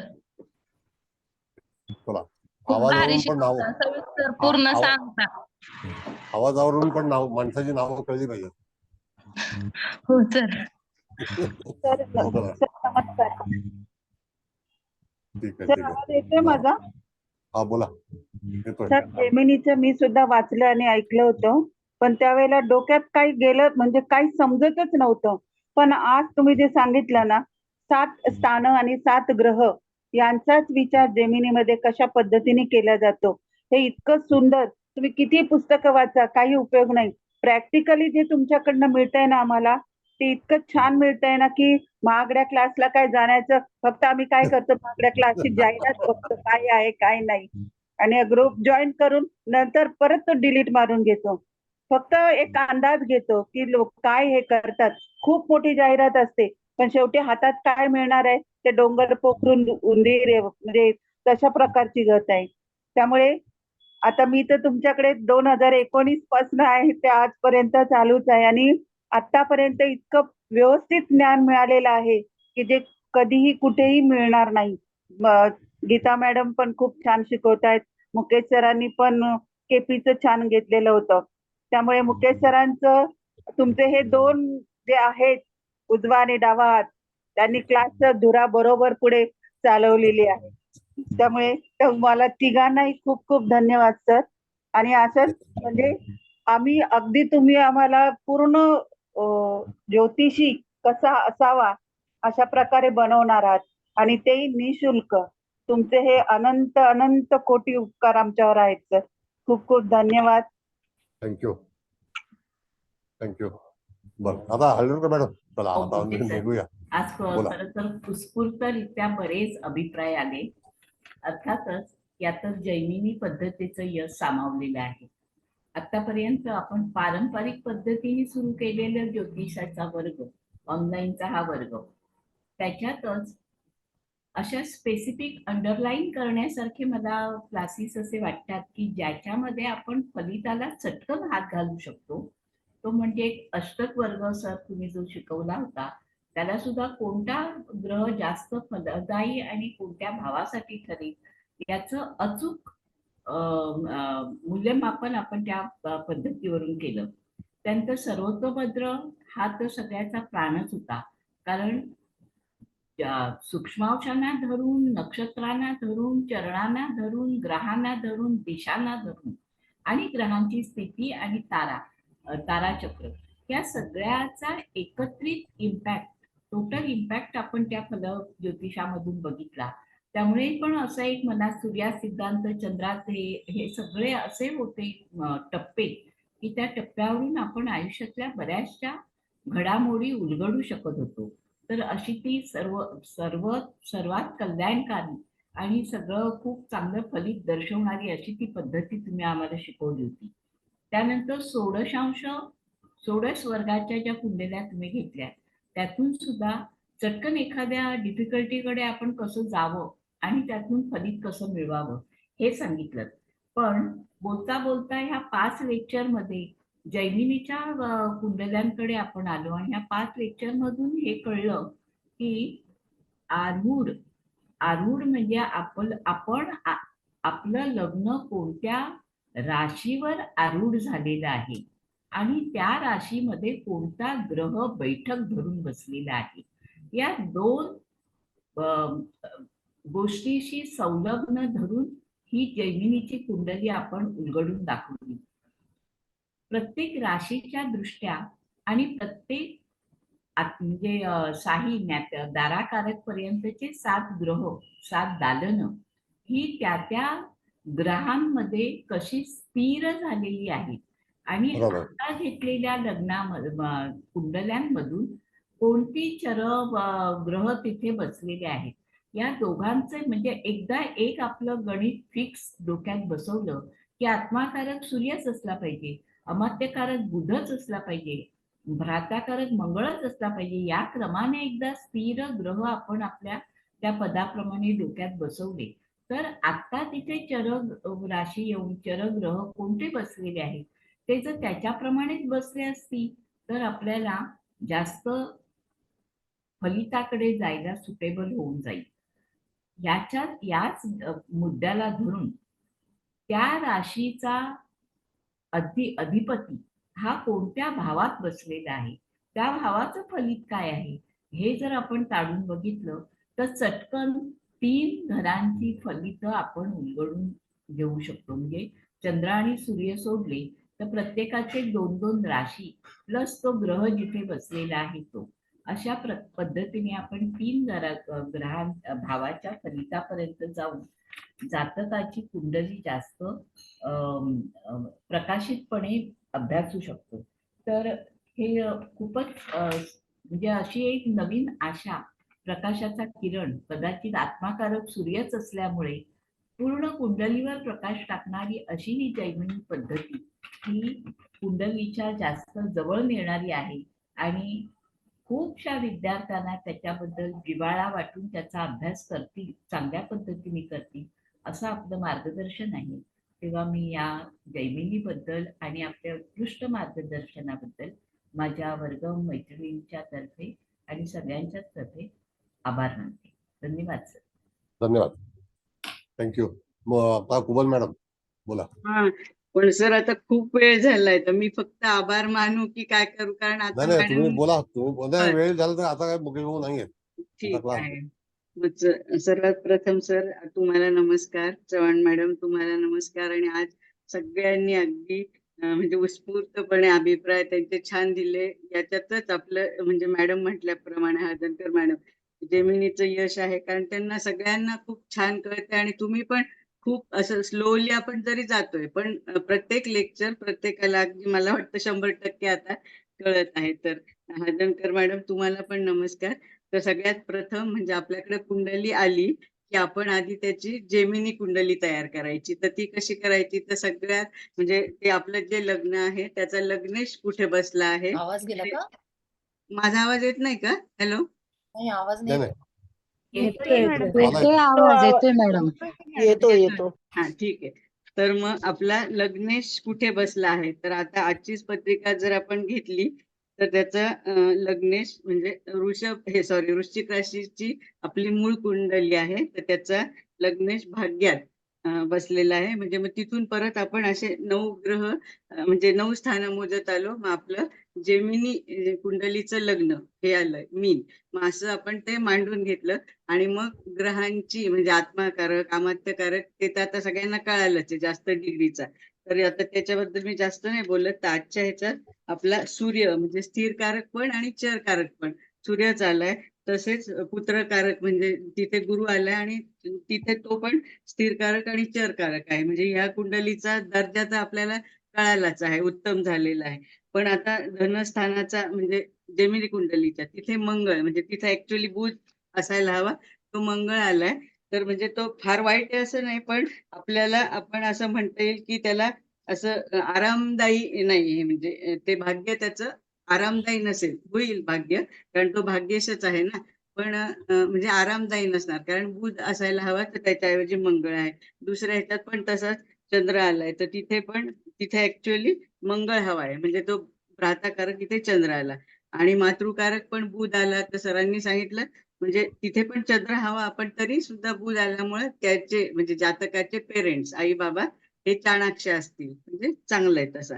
आणि गुरु तर नो डाऊट चांगलाच आहे. तो गुरु शिवाय कर्मेश म्हणजे दशम स्थानाचा पण स्वामी आहे आणि प्रथम स्थानाचा पण म्हणजे मीन लग्नाचा पण, त्याच्यामुळे तोही फलादेश चांगला मिळेल. दाराकारक जरी शनी असला तरी तो म्हणजे लाभाचा आणि व्ययाचा पण कारक आहे.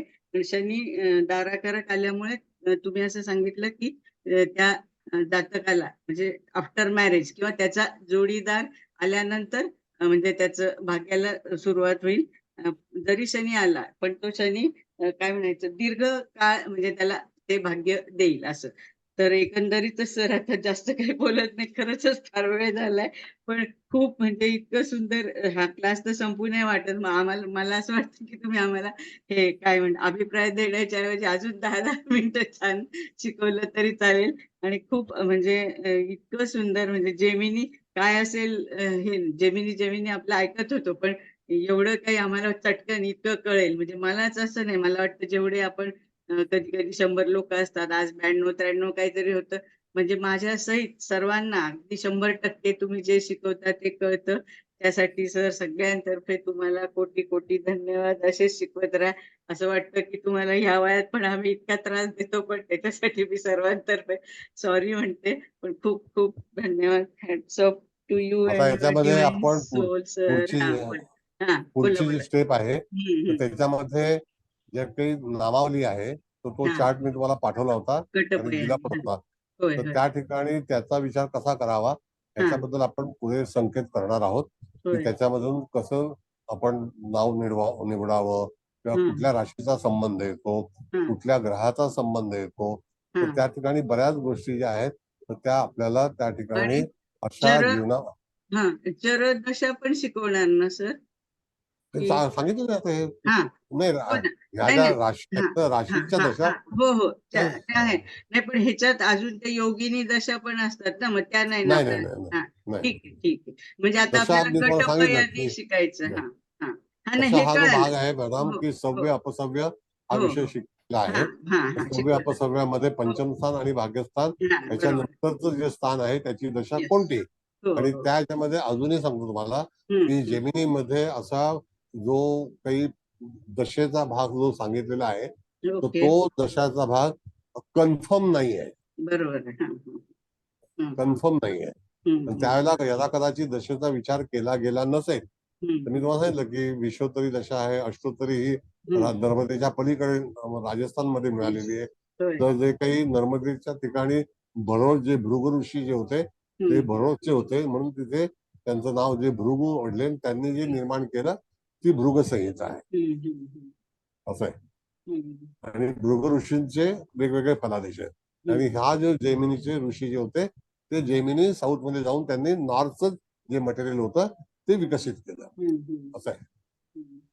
आणि कळलं आज का? अजून शेवटचं ते राहिलं, तुम्ही संकल्प एक असं म्हणजे हे केलं होतं नमूद, तर ते दशम स्थान आणि लग्न स्थानातून बघायचं. तर Yes. ते दोन्ही पण स्थान गुरुचेच येतात आणि शिवाय तो गुरु बरोबर. पुत्रकारक पण आहे. त्यामुळं म्हणून पण म्हणजे ती पत्रिका तशी पण खूपच उच्च दर्जाची ठरलेली आहे आजची. हा सर खूप आता खूप आणखी थँक्यू. थोडस हा सांगतो बोला बोला मॅडम बोला. की जेव्हा आपण उत्तर दिशेकडून मी उत्तर दिशा म्हणतोय येस. उत्तर दिशेकडून जेव्हा आपण स्पष्ट आकाश पाहतो ते दक्षिणेचं आकाश दिसतं, अच्छा. उत्तरेचं आकाश दिसत नाही. नाही, नाही. जर तुम्ही दक्षिणेला गेलात तरी उत्तरेचं आकाश दिसत नाही. हम्म उत्तरेचं आकाशासाठी आपल्याला जी सप्तऋषींची नावं आहेत हम्म तर त्या सप्तऋषींची जी काही तारे दिसतात सप्तर्षी येस. तर ते सप्तर्षी सप्तऋषीच आहेत आणि ते तुम्हाला एकदम स्पष्ट आकाश असेल तर ते फक्त तारे रोज दिसतात, रोज पाहता येतात. मग ते कधी पहाटे पाहता येतात जसं उदित लग्न असेल त्याप्रमाणे, कधी रात्री पाहता येतात पण संध्याकाळ झाल्याशिवाय ते तारे पाहता येत नाही, ते फक्त उत्तरेला तुम्हाला आढळतात. पण ग्रह जे आहेत सगळे हे दक्षिणेकडे आल्याशिवाय तुम्हाला त्याचं वर्णन करता येत नाही. म्हणून हे जे सगळे आचार्य आहेत होते त्यांनी दीर्घकाळ उपासना ज्या केल्या त्या पर्वतांमध्ये जाऊन उत्तर दिशेकडेच केल्या, म्हणजे हिमालय आहे. तर त्या ठिकाणी तुम्ही जर समजा हिमालयातून, मी तर स्वतः आकाश जे आहे ते मॉस्कोतून पण पाहिलेलं आहे, रशियातून पण पाहिलेलं आहे, लेनिनग्राड मधून पण पाहिलेलं आहे. तर उत्तरेकडून आकाश पाहण्याचा जो दक्षिणेचा आनंद आहे तो अतिशय वेगळा आहे. अच्छा. असं आहे. म्हणून आकाश तुम्हाला पाहता येतं, फक्त सप्तर्षी जे आहेत ते दक्षिणेकडून उत्तरेकडे पाहता येतात आणि आकाशाचे जे ग्रह आहेत ते दक्षिणेकडेच विराजमान असतात जेव्हा ते येतात बाहेर तेव्हा. ओके. असं आहे. आणि राशी सुद्धा तुम्हाला दक्षिणेला पाहता येतात चांगल्यापैकी. ओके. जसं आता हा एप्रिल महिना आता संपलाय, आता मे लागलाय. आता मे मध्ये आता बघितलं तर वृश्चिक लग्नाचा उदय हा संध्याकाळी 7:30 वाजता झालेला आहे. 7:30 वाजताचं लग्न हे वृश्चिक होतं एवढं नक्की. आणि आजची पत्रिका वृश्चिक लग्नावरतीच आपण 7:30 वाजता मांडली. बघा जरा कोणीतरी मदत करा, 7:30 वाजता लग्न वृश्चिक होतं का? आरूढ लग्न पण जलतत्व असं चालेल. नाही पण जे रनिंग हे होतं आता गोचर ते 7:30 वाजता वृश्चिक होतं का?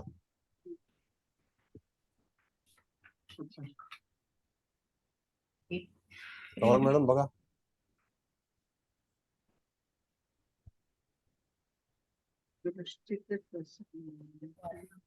मॅडम 29 तारीख ना? आज 29 आहे, 1 तारीख पकडा तरी चालेल. मे महिना आहे एवढं नक्की. मे एप्रिल महिना ना? एप्रिल महिना. नाही, हो सर, एप्रिल वृश्चिकच आहे. होतं. वृश्चिकच होतं. तेच समजा. वृश्चिकच आहे सर. वृश्चिक सुरुवात होत. 20 अंशाचं होतं. मग त्यावेळेला 7 वाजता जे आहे तर त्याला कारण काय सांगितलेलं आहे? जसं आपण 7:30चे स्पष्ट ग्रह पाहतो तर ते का पाहतो? कारण 5.5 तास आपण अगोदर आहोत. ही भूमिका कुठल्या ह्याच्यात पंचांगात लिहिली नाही. त्यांनी सांगितलं 5.5चे स्पष्ट ग्रह. एनिवे नाही तो सर, त्यांचा प्रश्न आहे. बोला काय आलं? बरं ठीक आहे, हरकत नाही. कोल मॅडम धन्यवाद, हळदणकर मॅडम धन्यवाद, चव्हाण मॅडम धन्यवाद. सगळ्यांचे अभिप्राय चांगले मिळाले. तर असे शिकत राहा शिकत राहा शिकत राहा तर ह्यात शिकत धन्यवाद राहा. सर. होय सर. Thank you sir. छान क्लास झाला सर. धन्यवाद. Thank you sir. धन्यवाद सर. धन्यवाद सर. शुभरात्री.